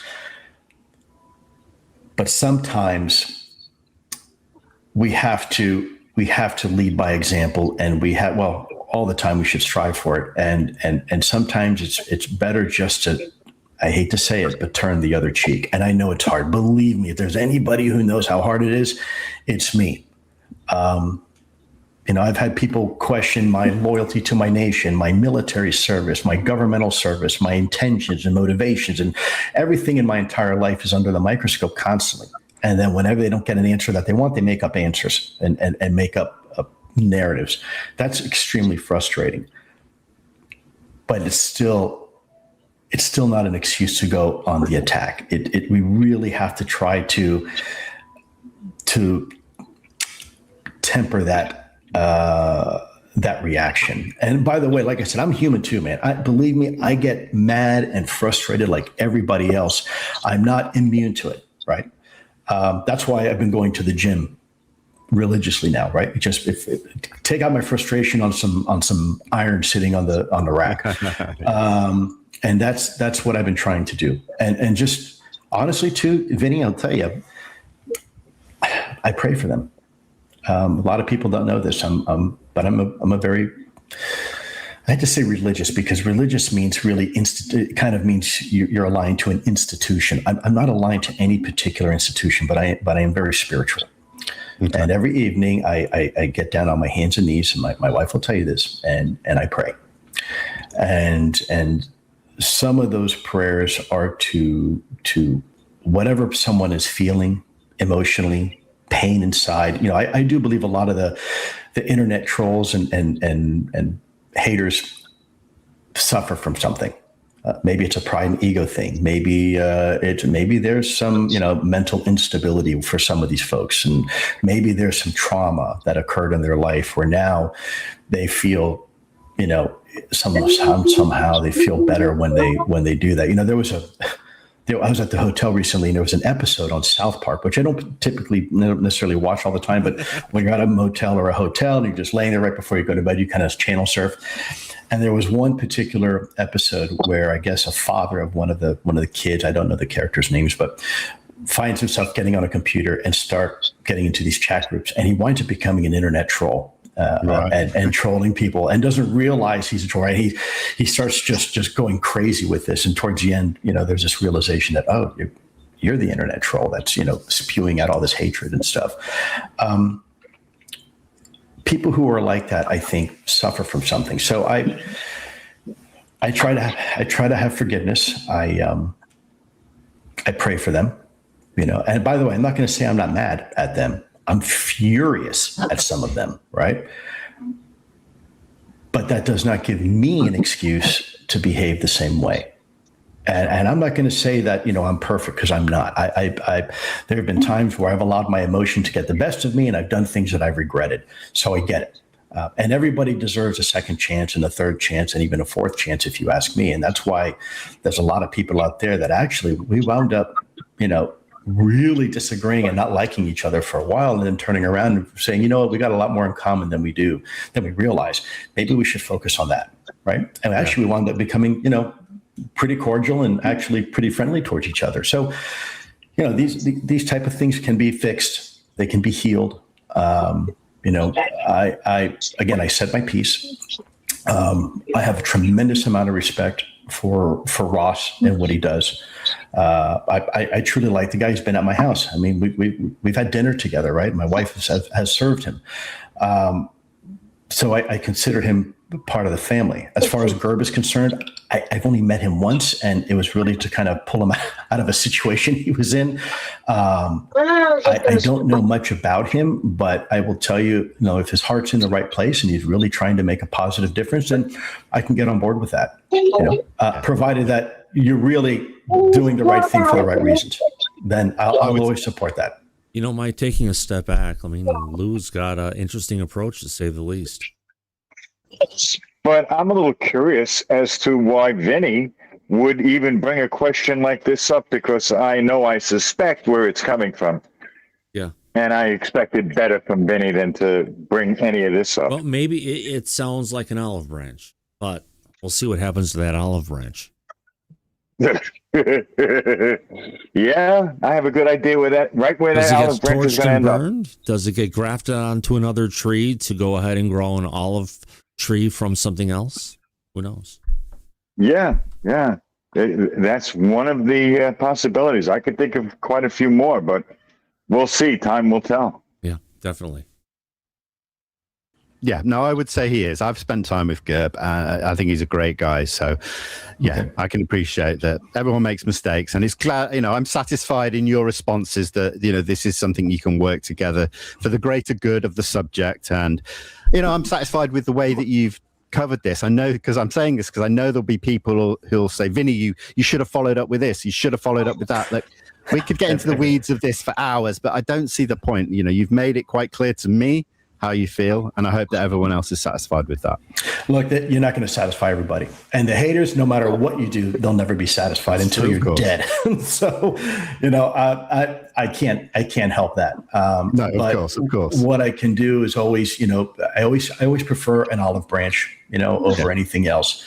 I'm an old guy. Man, I'm too old to harbor in my heart resentment and hatred. It's not healthy for anybody. It's not good. You know, like I said, we all make mistakes. I am certainly myself guilty of making mistakes all the time. But that's how we learn, isn't it? We make mistakes, and you know, I'll share something with you. I don't know if I've ever been public about this. You know, a lot of people see my tattoos and whatnot, but there's 2 tattoos I have on my inside of my arms, and they're Latin, and it says "acceptum paenitio," which means with regret. Now, people say, with regret, what do you mean regret? Well, you should have no regrets. No, not true. I think regret is a way we learn a lesson, right? We have regrets because we realize later maybe we could have done something differently or whatnot. And so in this particular case, I have these tattoos for things that I've had to do in service of my nation. It doesn't mean that I regret the decision I made. I would have made the same decision again and again and again. But I regretted being in a situation where I had to make a decision like that, if that makes sense. And so I think being self-reflective and always holding oneself accountable, looking at things maybe we have done or said that maybe we could have done differently. And by the way, that's one of the great things about getting older. If you live long enough to you know, see yourself in the mirror with gray hair, with age comes experience, and with experience comes wisdom. You know, so I'm always trying to to learn and then teach others, from my mistakes and others' mistakes as well. Mistakes are part of life. No one's perfect. As far as I'm concerned, there was only one person perfect, and he's not here anymore. So, as far as I can tell, no one else has come along that's perfect, and that's okay, because that's what makes us human, and I accept that. And in fact, that's kind of what makes life interesting sometimes. Really, the goal of life is not to make mistakes; it's actually to learn from them, right? Sure. And to keep going on. Yeah, it really is. I agree. Thank you for saying that. I appreciate it. Let's put a line, draw a line under that, and let's move on. And now, so listen, you said at the start of this, you talked about this move from Wyoming to DC, and it's led to a lot of speculation online with ongoing discussions around the possibility of a future UAP-related leadership role within the government. Are you able to expand on that? Give us any insights as to whether that's related? Look, whether it's Donald Trump or Joe Biden, Barack Obama, that doesn't matter. Presidents are responsible for their administrations.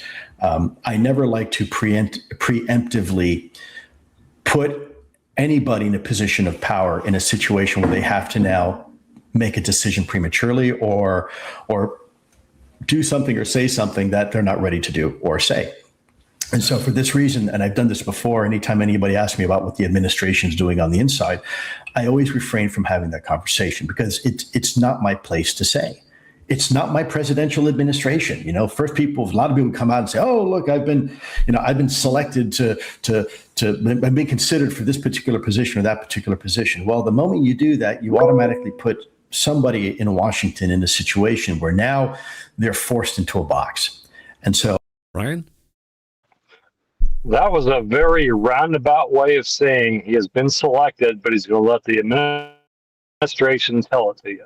100%. So that's good news, in my opinion. Yeah. It's a way to read between the lines. Absolutely. Absolutely. Let's continue on. Here we go. So I don't want to do that with anybody. It doesn't matter what administration, whether you're Republican or you're Democrat or independent or anything in between, right? It's just something that I don't like to do, because it's like a kid, right? Having a conversation, and if he doesn't get the answer he wants, let's say he has two divorced parents and he goes to mom for something and mom says no, well then guess what? I'm going to go to dad and maybe I'll get a different answer, right?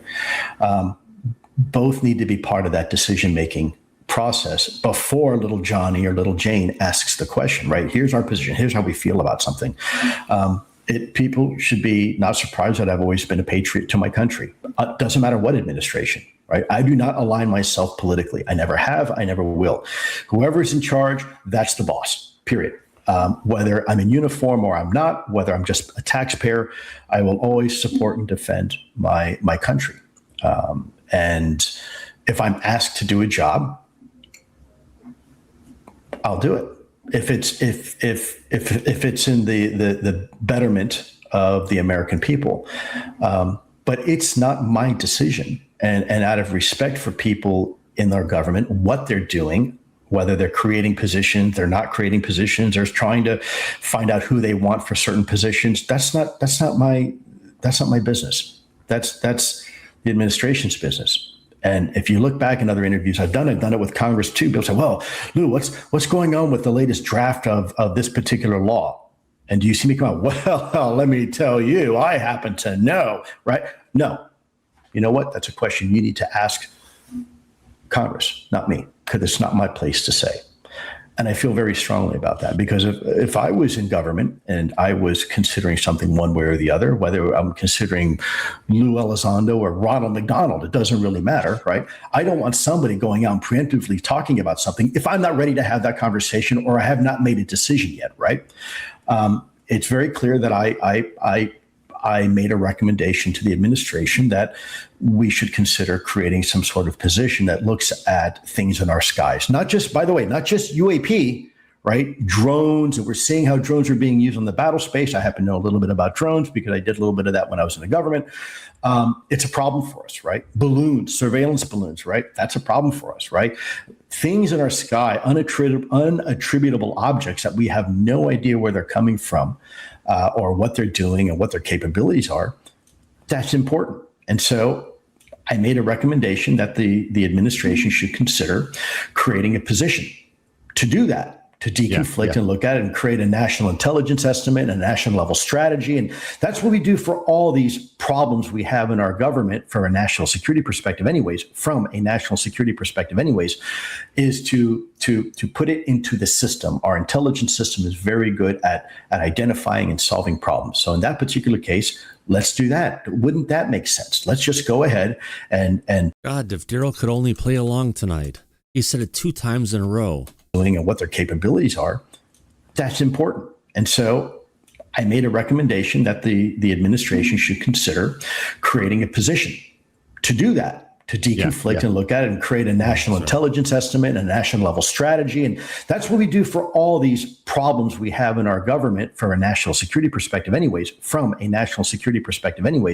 There we go. That is now 4 drinks. Sorry, folks. I'll have to read.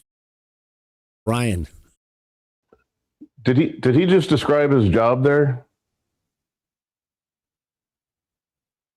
It kind of sounds like it, doesn't it? Yeah.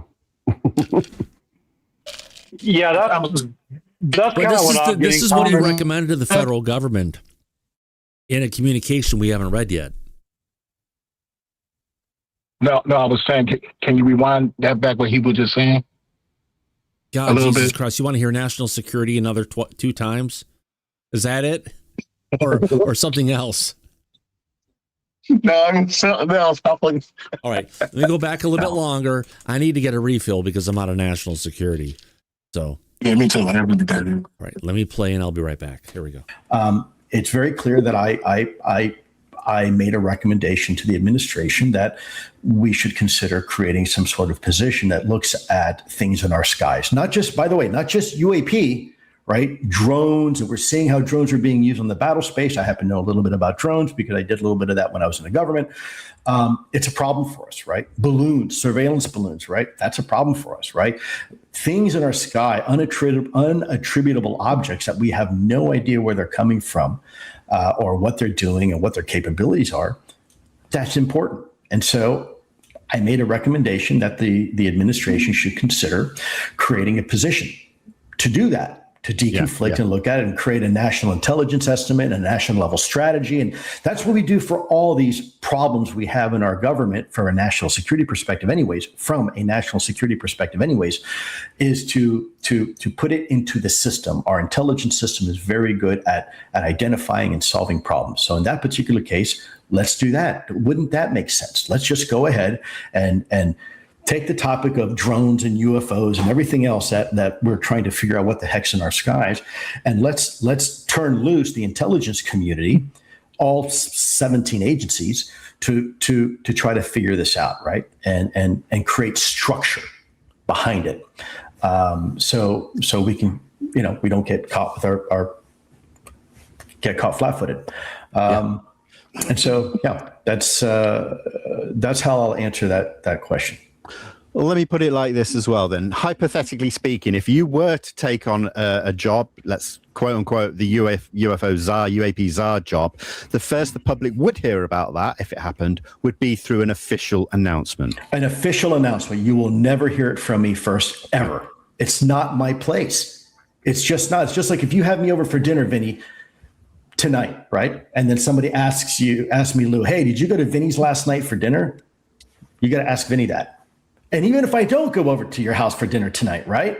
Because obviously you're somewhere else and I'm here in DC area, it's probably very unlikely. Hey, Lou, did you have dinner with Vinny last night? You need to ask Vinny that. Why? Because it's his house. It's his business. That's just, of course, an over exaggeration of an example. Of course. Yeah. But it's not up to me to say because it involves you. It's your business too, right? Whether you could turn on and say, no, I didn't have Lue Elizondo. I had Chris Meldon over for dinner last night. Okay, that's fine. But that's up to you to say, not me, because it's your house. And so That's how I feel. No, that's fair enough. Now, the recent NDA waiver effort through Arrow and Pursue has been welcomed by some as a way for people to come forward. But others argue that the biggest obstacle has never been the NDA itself. It's the fear of retaliation or career consequences. Given that people have already testified behind closed doors, what makes this different? And do you believe potential whistleblowers can genuinely feel protected? Well, it's a Sweaty, we need to catch up on national security. Of course. There's my friend over here. Other side. What? There you go. Cheers. There you go. What is the minute mark of the video right now? Hold on. certainly a step in the 42 minutes and 42 seconds. Okay. 44:27. Okay, we're about to the point that When you you talked get there. about before the whole show started. So, right direction. Every time something like this happens, we get a little closer for people to want to come out and have a conversation. The problem with this, if you look at the presidential directive, which I don't think has come out yet, I think it's classified. So let me rephrase that. If you look at the This is when it was recorded, Thomas. A couple of days before this came out, the presidential directive. no, we still haven't seen the presidential directive. Well, we got the ODNI. In response to the presidential directive. Yeah.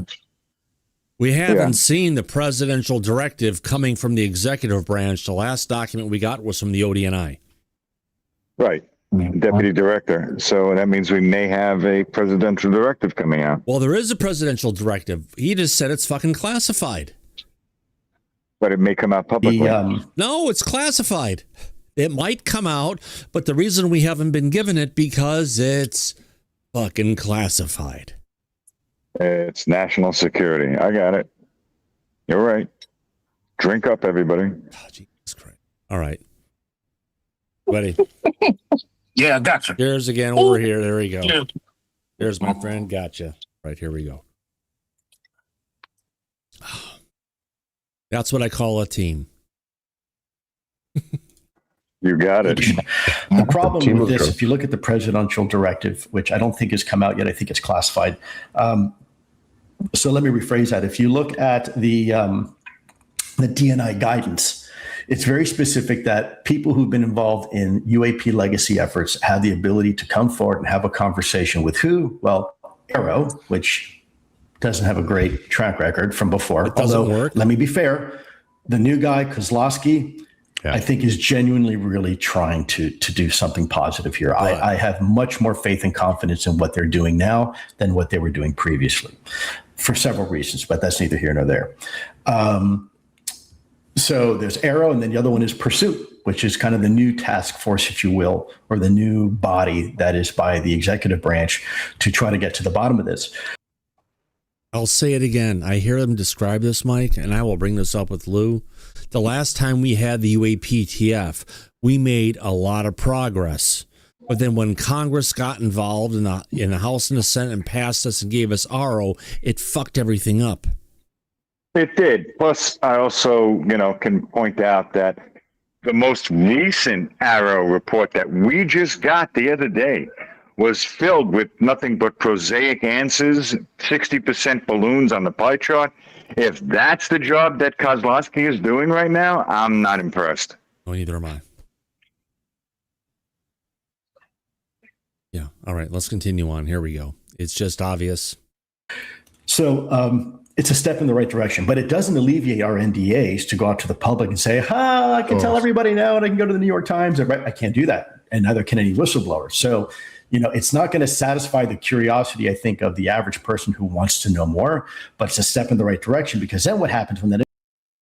And we've been trying to be realistic with our audience for the longest time. This is about what we're going to get. Right. Don't set your hopes up you're going to get everything. Nope, you're not going to get it. We're only going to get a little bit. We'll get something, not everything. Right. And we're still waiting to get even that. What the hell is even that? 27 seconds. Hell is even that? I guess we could say what that. What the hell is even that? Yeah, but it could be attributed to... Tell your doctor about lightheadedness, weakness, fever, pain, tenderness, redness, or swelling between the anus and genitals. Exactly. Well, Okay. Daryl, I think you've got some of those symptoms. You feel feverish. Do you have any of the others? Are you feeling okay? No, I don't have any of the others, and it's making me nauseous thinking about it. There we go. But in 27 seconds, since you've stopped it here, let me just give a little context. I think that people might find interesting, since we're 27 seconds away. Right. So 27 seconds away, he's going to talk about what's his name is going to ask about what he thinks is the protections that whistleblowers should have. At 45 minutes on the dot, he Freudian slips, and he's talking about himself. And this goes on through like 45 minutes and 20 seconds when he talks about job fairness. But I just want to point this out because it's just interesting. This is what he feels about himself. Let's listen to it. All right, let's get to it. Here we go. Information goes to, let's say, hypothetically pursue, then it goes to National Security Council, it goes to the DNI, it gets to the president. From there, it gets into Congress. Congress then gets informed through the various committees. And then through that process, finally, the American people can start getting the answers that they're looking for. So it's kind of a roundabout way, but truth be told, it's how the bureaucracy is set up and how it's supposed to work. So I'm okay with that. As long as people have a little bit of patience, every step forward is a step in the right direction. So here comes the But in question. practical terms, what kind of protections do you think would be absolutely essential before someone with first-hand knowledge would feel safe enough to come Here's what I would say also. It's not just being safe to come out. Give them their damn old jobs back. You really want to make a difference? Say, look, we're sorry you had to leave your job, whether you were fired or because you had to resign because of whatever reasons. So here's what we're going to do. You can say your piece, through these particular channels. And by the way, you're going to get your job back with any back pay that maybe you have missed. That would be fair. There's people out there that have given up a lot to have this conversation and have spoken to Congress and have suffered retribution because of it. I think it's only fair that, you've come out and said your piece. You're a patriot. You're doing what you're supposed to do. And so, here's your old job. And if you can't get your old job back, here's another job that's equivalent to what you had before. So at least you can pay your mortgage and you can pay your electric bill and, you can continue to provide for your family. I think that's fair. No, absolutely. You look at the likes of Dylan Borland or Matthew Brown, who have come forward, testified privately, and they'll never get a job again in that, So it's not just exactly my point. It's not just, hey, what do you want to do? What do we need to do for you to feel safe to come out and have a conversation? No, it's also, hey, this is what we're going to do to incentivize you coming forward. You're going to get your old job back. Okay, well, you know what? That is a big indicator to me that someone's very serious about getting to the bottom of this. That would help tremendously. Yeah, absolutely. Who do you think should ultimately receive whistleblower testimony, though? Would it be the executive branch, Congress, or do you think an independent body might be the right direction? Vinny, that's a great question. You know what? I never thought about an independent body. Now, the White House did put together a scientific... Mike, I just have to go on the record for this one. That is about as of a standard as an Elizondo reply you'll get. We've heard that so many times. I've never heard of that before. Never thought about that. Could it be something like this? It's just Lue being Lue, and it's interesting to see it. Anyway, it's a Lueism. Since you've got it paused again, I just want to point out that when he was talking about that stuff, what these guys should get back, and they should be given their whole jobs back, or something like them. And if you were forced out, this is what I think should happen. Right, but he's also talking about the situations that have been discussed lately with Dylan Borland, and he mentioned Matthew Brown. Right.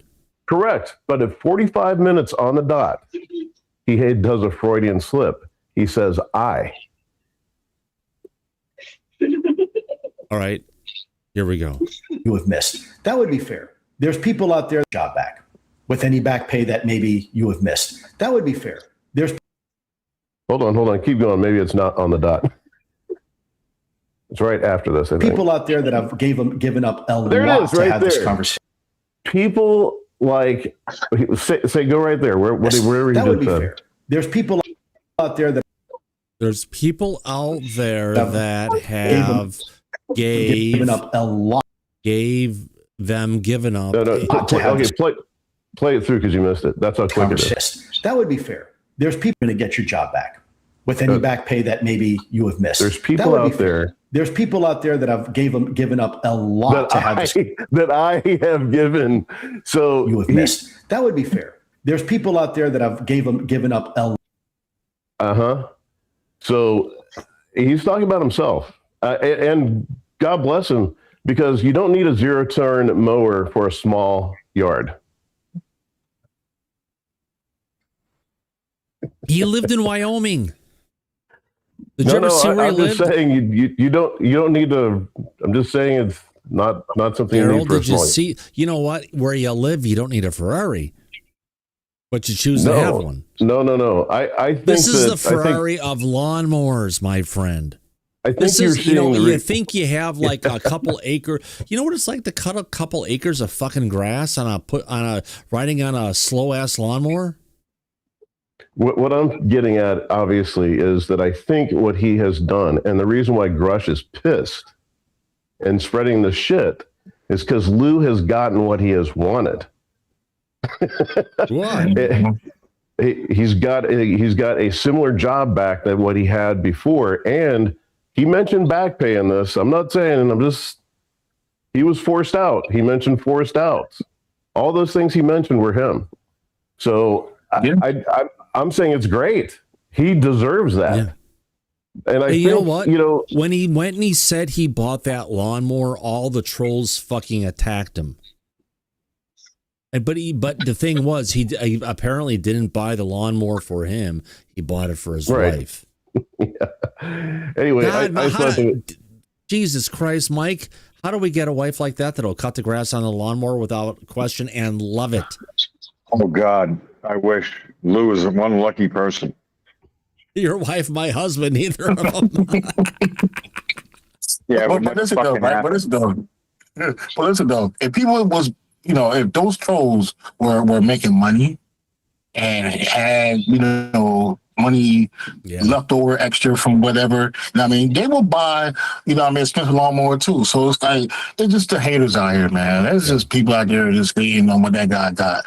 Lou worked hard. Just think about this. My wife didn't want a diamond ring. She wanted a fucking John Deere. Okay. Well, you know what I mean? She didn't want the necklace, the other stuff, the vanity stuff. She wanted something that was its own status symbol, but, and something so many guys could relate with, which is cool. Listen, I love a woman to be out there lawnmower and shit like that. That's beautiful. Yeah.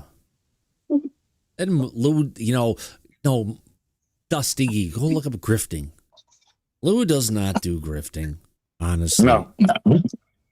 He works for what he does. I mean, when he has his little things, everyone can get together. You're going to pay more based on the seat that goes on. And if you want to go ahead, line up and talk to Lue Elizondo on stage, it's free. And if you want to go and get in the line with everybody else and talk with Lue, as long as you want to talk with him about on something after the show, it's included. Nobody pays extra for it. It's not like he's charging $7,500 to come hang out with dinner with him and Jennifer someplace at this fancy place, and they're going to tell you all this great stuff for $25,000 for the weekend. It's we wouldn't have known he was moving to DC if it wasn't for Gerb's interview, right? If Lou had not gotten pissed off about that, we would not have known that he's moving to DC. Well, you didn't know. No, right. And neither did everybody, for the most part, in the chat. That's what I'm saying. Well, everybody else out there except maybe Mike and myself would know about that. Right. Yeah. And good on you guys. I'm just saying that the world knows because he's responding to Gerb. This one kind of started with me with my text message, but that's okay. Let's just get on to it. But then it's, oh my God, it's old. Like the old days.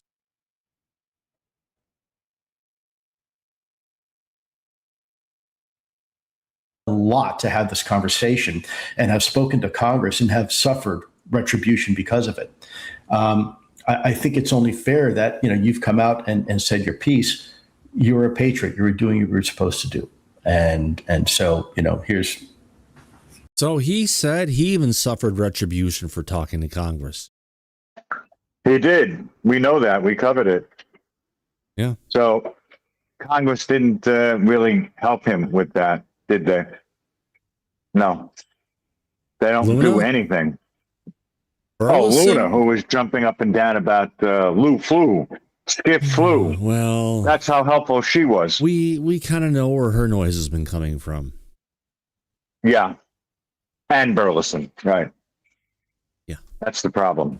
Here's your God, who would have thought? Either way, let's enjoy your old job. And if you can't get your old job back, here's another job that's equivalent to what you had before. So at least you can pay your mortgage and you can pay your electric bill and, you can continue to provide for your family. I think that's fair. No, absolutely. You look at the likes of Dylan Borland or Matthew Brown, who have come forward, testified privately, and they'll never get a job again in that. So it's not just exactly my point. It's not just, hey, what do you want to do? What do we need to do for you to feel safe to come out and have a conversation? No, it's also, hey, this is what we're going to do to incentivize you coming forward. You're going to get your old job back. Okay, well, you know what? That is a big indicator to me that someone's very serious about getting to the bottom of this. That would help tremendously. Yeah, absolutely. Who do you think should ultimately receive a whistleblower testimony, though? Would it be the executive branch, Congress, or do you think an independent body might be the right direction? Ooh, Vinny, that's a great question.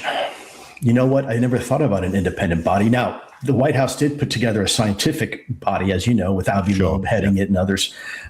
Again, that too, I think, is a step in the right direction. Of course, devil's in the details, right? Is who's on that and do they have the right security clearances? Some people do not, unfortunately, so they're not going to get access to the information necessarily that they're looking for, but it's a step in the right direction. An independent body, ideally Pursue is supposed to be that.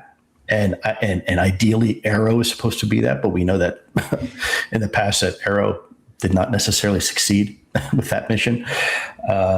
But I'm more optimistic about Pursue and about Arrow now. But time will tell. Would an independent body be necessary? Well, in theory, Pursue and Arrow are supposed to be independent, right? They're supposed to be, they're aligned to the executive branch, but they're supposed to come in without any type of pre-existing narrative, right? Or notion about the topic. So I don't know if you need to create an independent body or if you just need to have a forcing mechanism to ensure that Arrow and Pursue remain independent. Do you not think an independent body might give the public the best chance of genuine transparency? Well, then what you do is rather have an independent body, which you're right, it could work very well. You have an oversight body that is making sure that they are independent. So rather than having an independent organization, you have an independent organization like a watchdog overseeing Pursue and Arrow. Maybe that's the solution. So, Lou, the next question is a bit sensitive, but I'd really be interested to get your thoughts on it. Now, there has been a lot of discussion recently around the death of an individual named Matthew Sullivan, who was reportedly preparing to provide information through official UAP channels before his passing. So, without speculating beyond what you know, what are your thoughts on this situation? Well, very suspicious. Matthew Sullivan was indeed prepared to have a conversation with elements within our legislative branch. And very shortly before that was supposed to occur, he was found dead in I think, his hotel room, if I'm not mistaken. So, yeah, I mean, there's a lot of suspicion right now around some of the disappearances of individuals and untimely deaths. Sure. But I also want to give enough room for the FBI to conduct their investigation without providing any type of narrative preemptively, because it could affect the investigation. And let me say this too: the FBI has been fantastic the last few years in this topic. There's a few special agents that are doing tremendous work in this field. I know a lot of people like to villainize the FBI sometimes, just like they like to villainize me. But the reality is there's some very good people right now working behind the scenes. And I think the UFO community would be very proud knowing that they're being very well served by people who are truly trying to get to the bottom of this on their behalf. That is encouraging. That is really good to hear. But looking at the current disclosure effort, what concerns you the most? Is it political will, institutional resistance, the pace of declassification, the current reporting framework, or something else entirely? It's something entirely different. And I'm going to upset a lot of people by saying this, and it's not meant to be offensive, but it's the UFO community itself. It's so fractured. There are these little kingdoms, and each one of these kingdoms, kind of villainizes the others. If they could just get their shit straight one time and work together, there's no telling what we could accomplish collectively. Stop guarding your little kingdom here and your little cottage industry because either you're making money or your likes and dislikes. Who gives a crap about that? We're all in the same fight together. Let's work together. Bingo. To get. For example, it's things that just happened now where people put out bad information that I've got to try to set the record straight. That causes confusion and rifts in the community, and I have to decide: is it worth me doing? Because I know it's going to cause rift, like we saw. Right, all of a sudden, boom! The moment I get involved, we polarize the entire community. Why does that happen? Why? Now, look, I've seen the screenshots. I know there's a lot of people out there working very hard behind the scenes trying to undermine me. Well, that's fine, but you're undermining disclosure. As long as you understand that, because I'm on your team. I am not working against you. I am trying to give you everything you've wanted, which has been sometimes very painful for me and my family in order to do that, right? I do not have ulterior motives. I'm not trying to control the narrative. In fact, as soon as I can, I want to retire from this. This has been very difficult on my family and myself. This has been very tough, but I'm committed to it. And because I love my country, I love my fellow citizens, I love the idea of what humanity is about, and I think humanity deserves the truth, right? And I'm doing my very best. Do I make mistakes? Yes. We all do, all the time. It's okay. That's what being human is about. But I'm not deliberately trying to hurt anybody or derail the conversation or control the narrative. In fact, more people, the better. Come on in, guys. This is a group conversation. Stop fighting amongst yourselves. Stop creating drama unnecessarily when there's no drama. Stop making things up for attention and clicks and likes, right? Like these guys that, like I said earlier on, they take false information, then they broadcast it to the world. And when it turns out not to be accurate, what do? Nothing. Well, no wonder there's fracture because people are confused. You're Mike, I got to wonder who he's talking about here. You and I know exactly who he's talking about here. A lot of people should. Yeah, they should. Yeah. But listen, he's making the right points because he knows behind the scenes exactly what's been going on the whole time. Yeah. He's well versed in who these people are and what the hell they've been doing, and do they recover and make good for the damage that they caused? No. Do they leave him the fuck alone? No. He recently had a very bad motorcycle accident. He almost fucking died. Yeah. And instead of having some sympathy for a fellow human being, all they did was continue to throw shit on him, regardless. Yeah, but I think I can play a couple seconds of this, and this was where Lou's coming from. Jesus Christ! No, can't do that. Continue. Well, yeah. Mike. I'm in the wrong fucking browser apparently. Can't do that. But yeah, we're all fighting for it, Mike. He's fighting for it, and yeah, he almost did die. It's just one of those situations where it's just. How do we take it to the next level? And he's right. And we believe in the exact same thing. But that being said, when people like this will not care if he lived or died and is only interested in clicks or getting, popularity out of throwing shit his way. Yeah. It pisses us off. And we will return the favor. Yeah. People like that, Lou said he wants to turn the other cheek. okay, I understand Lue is religious, but to the rest of us in the real world, sometimes instead of turning the other cheek, they should all burn in hell. And that's just being human. Sorry. Yeah, but he talked about turning the other cheek earlier and being like, no, not there again. No, that's not where it goes. But anyway, yeah, he wants us to all be together, put things aside, come together, kumbaya. But in reality, is that going to happen? No, never. No. That's also human nature, unfortunately. They'll never admit they're wrong. They'll never back off. They'll never back down, no matter what the hell is going on. And when you are dealing with animals like that, the only thing you can do is fight back. So I understand Lue. I understand how he feels about things, and I understand his approach in trying to be diplomatic. But as close friends of Lue's, we are not so easy or quick to turn the other cheek and forgive and forget. Never happened. Neither was Ivan. No, neither was Ivan, right? Yeah. Which I have a poll, by the way, related to that. People were saying, where is the poll, Daryl? Then I shall start the poll. It's here, it's here. Holly, you're here.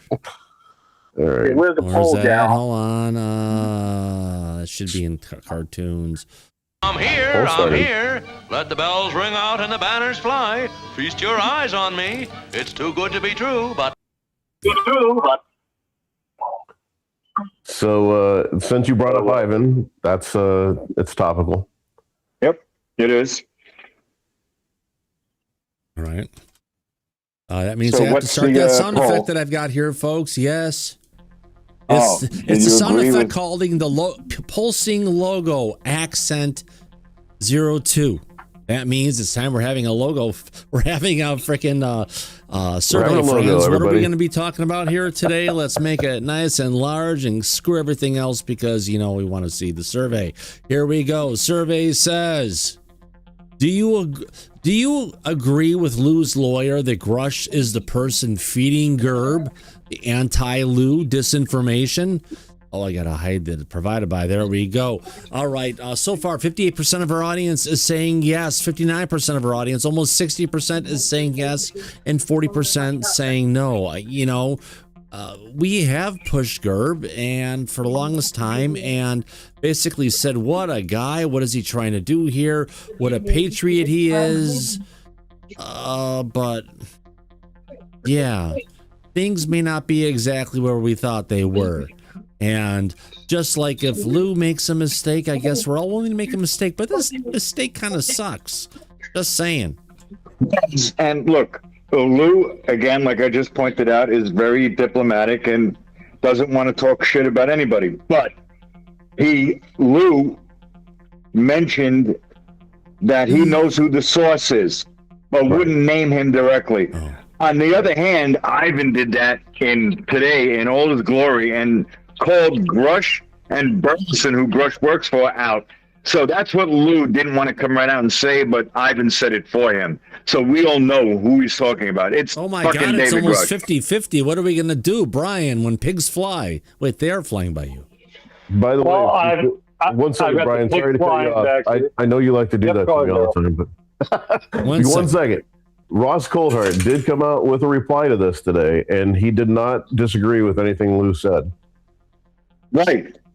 Because, newsflash, everybody, like it or not, David Grusch is the person behind feeding Gerb the anti-Lue information. We know that because it came out and got confirmed. So there's no doubting that. So, like it or not, and I'm not happy about it either, just so everybody knows. But this is, unfortunately, the reality of what's been going on with Lue and Gerb and Burleson and Grusch right now. Come on, wait a minute. How many, do we have 58 people watching the show right now? No, we've got more than that. What's going on? I mean, we've only got 58% we have 300 people watching. Only 58 people have responded to what's going on here. And it's just like, yeah, more people need to vote and speak up And I mean, maybe people love Gerb, and that's fine. I would probably like him maybe if people I love watched Grusch him. and they don't want to go there. But that was going to be my point is that you can still love Gerb because he probably looks at Grusch as like this immortal patriot. Right. And yeah, he's taking everything he says for real, and it may not be. Right. And Lue has already said that none of it is real. But so there should be no doubt. But if you also look at the situation, Gerb came out of kind of nowhere over a period of time, and he had a lot of information and a lot of stuff that was going on that it seems like he's been dealing with Grusch one-on-one for a while, which would explain where this guy has been getting the leads to go and do the investigations into.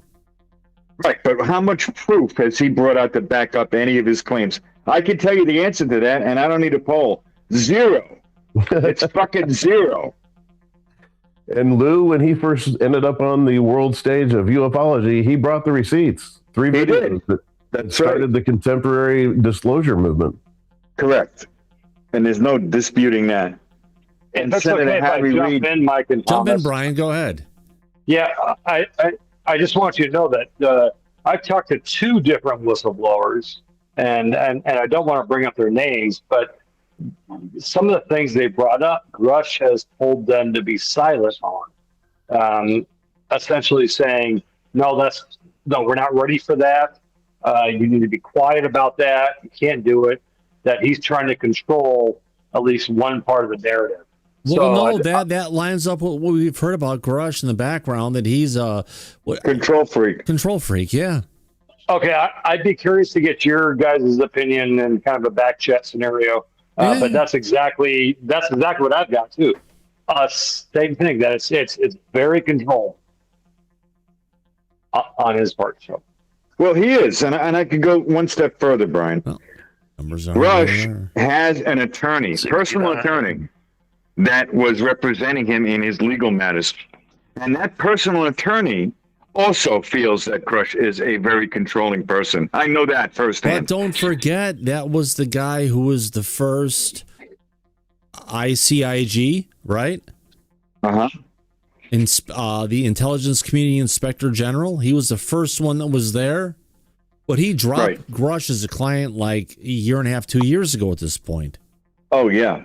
So he got the fuck out of Dodge as quickly as possible. And where's that report? Where's the ICIG report? No, to the Congress. Well, it depends on what information you go ahead and request. Not everything on Grusch has been released or requested. Can anybody hear the poll music, or is that just running in my head continuously? It's off now. I turned it off. Oh my God. I'm definitely sick. Fucking Daryl, answer the phone, goddammit. It's your turn.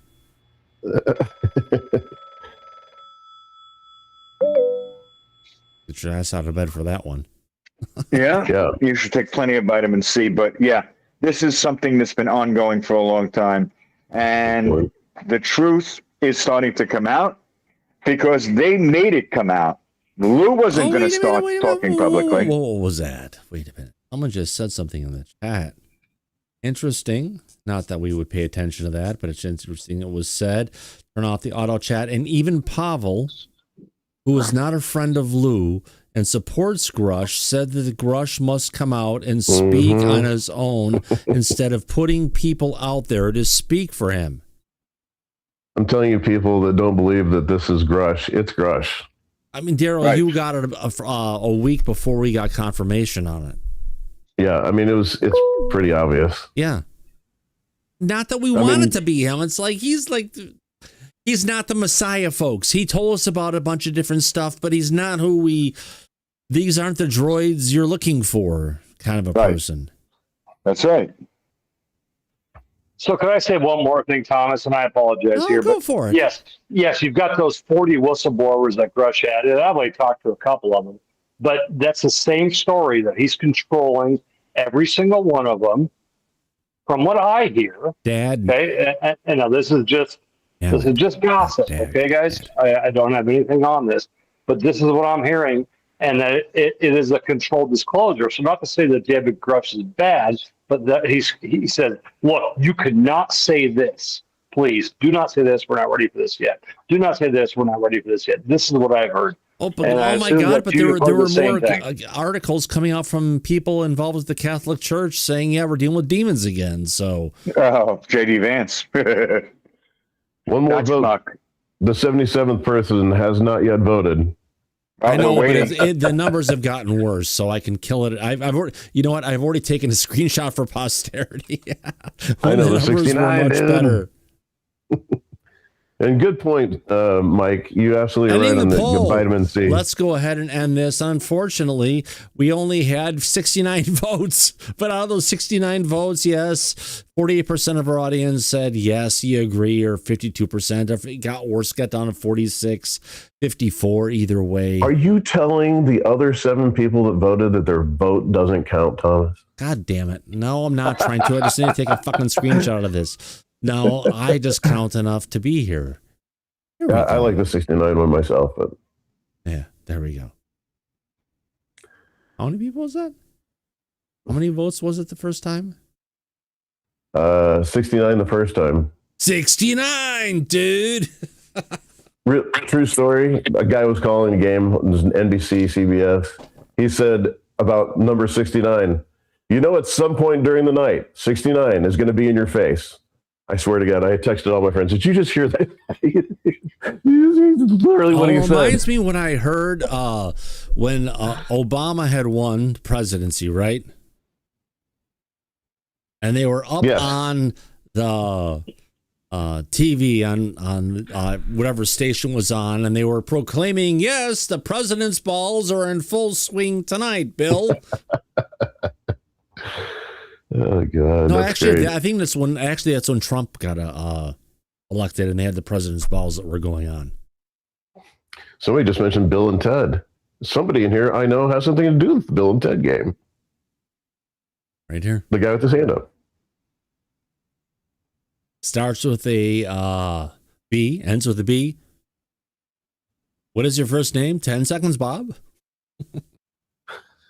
All right, so we've watched a bunch of this. We're not going to get to the end of this before the night's over. We're already there. Happy Monday, everybody. Yep. It's been a hell of a show, and there's more to come. Oh, God, yeah. We thought we were going to have stuff to talk about tomorrow, Mike, but, well, yes, when Disclosure doesn't have Disclosure to talk about, we eat our own. Mm-hmm. Bring out the MSG, because that's the only way you're going to get over that flavor, folks. Yeah. That's all right. We have Lou coming on Wednesday, so this will be good. It'll be fun. Yeah. It'll be grand. It'll be a different type of conversation, I tell you that.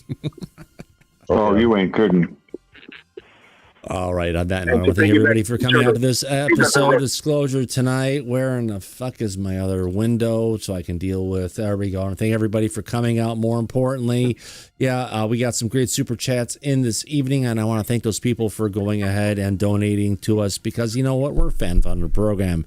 And I just finally realized my mic was too far away from most of the show, but that's okay. Who gave us some super chats? Start off with Bad Grammarly, then on to Brian Pemble. Jin Lu said, what was that actually said about Lou? I think we've covered that a bunch of times. Spyrax said, thank you for this forum. I've always learned so much and have great laughs. That's what we're about, Mike. We're serious about not being serious about disclosure. But a lot of the people want to say, look at them, but they said on Disclosure tonight. How dare they? It's like going after Stephen Colbert for fucking railing on someone, except I'm not from Team Blue. I'm not from Team Red. I'm Team Purple. Look at my bicycle I've had all these years. It's fucking purple with black spots. For Team Disclosure, like Lou. Yeah, we're in the middle. Independent disclosure for everybody. For everyone naked in bed with their national security. Thank you, Daryl, of course. With Light and Linda, many blessings to David for a speedy recovery. Not David Grusch, but David in the back. Appreciate that. Much love and much light to this channel. Obscured Future said, thank you for your donation. Of course, Megan Betts, love you guys. Thank you for all you do. Love everyone's passion and learning from each other. Loves and kisses. Thank you very much. Appreciate it, everybody. What a great day. And actually, Mike, we did get a new mod tonight for the back for tomorrow. Oh, good. That'll come in handy. Sweaty Nerd, my friend. Excellent. He has been paying attention to what's going on. When I did some things, he said thank you, which means he's paying attention, and that means he's perfect for the role. Yeah. Glad to hear it. Welcome aboard, Sweat. Absolutely. And thanks, guys. I appreciate y'all. I appreciate you, my friend. And as we usually say, Mike, at the end of every episode of Disclosure tonight, eyes open, no fear, be safe, everybody. But go back to Party City where you belong. Absolutely. We'll catch you on the flip side. See you tomorrow, everybody. Take care now. Bye-bye.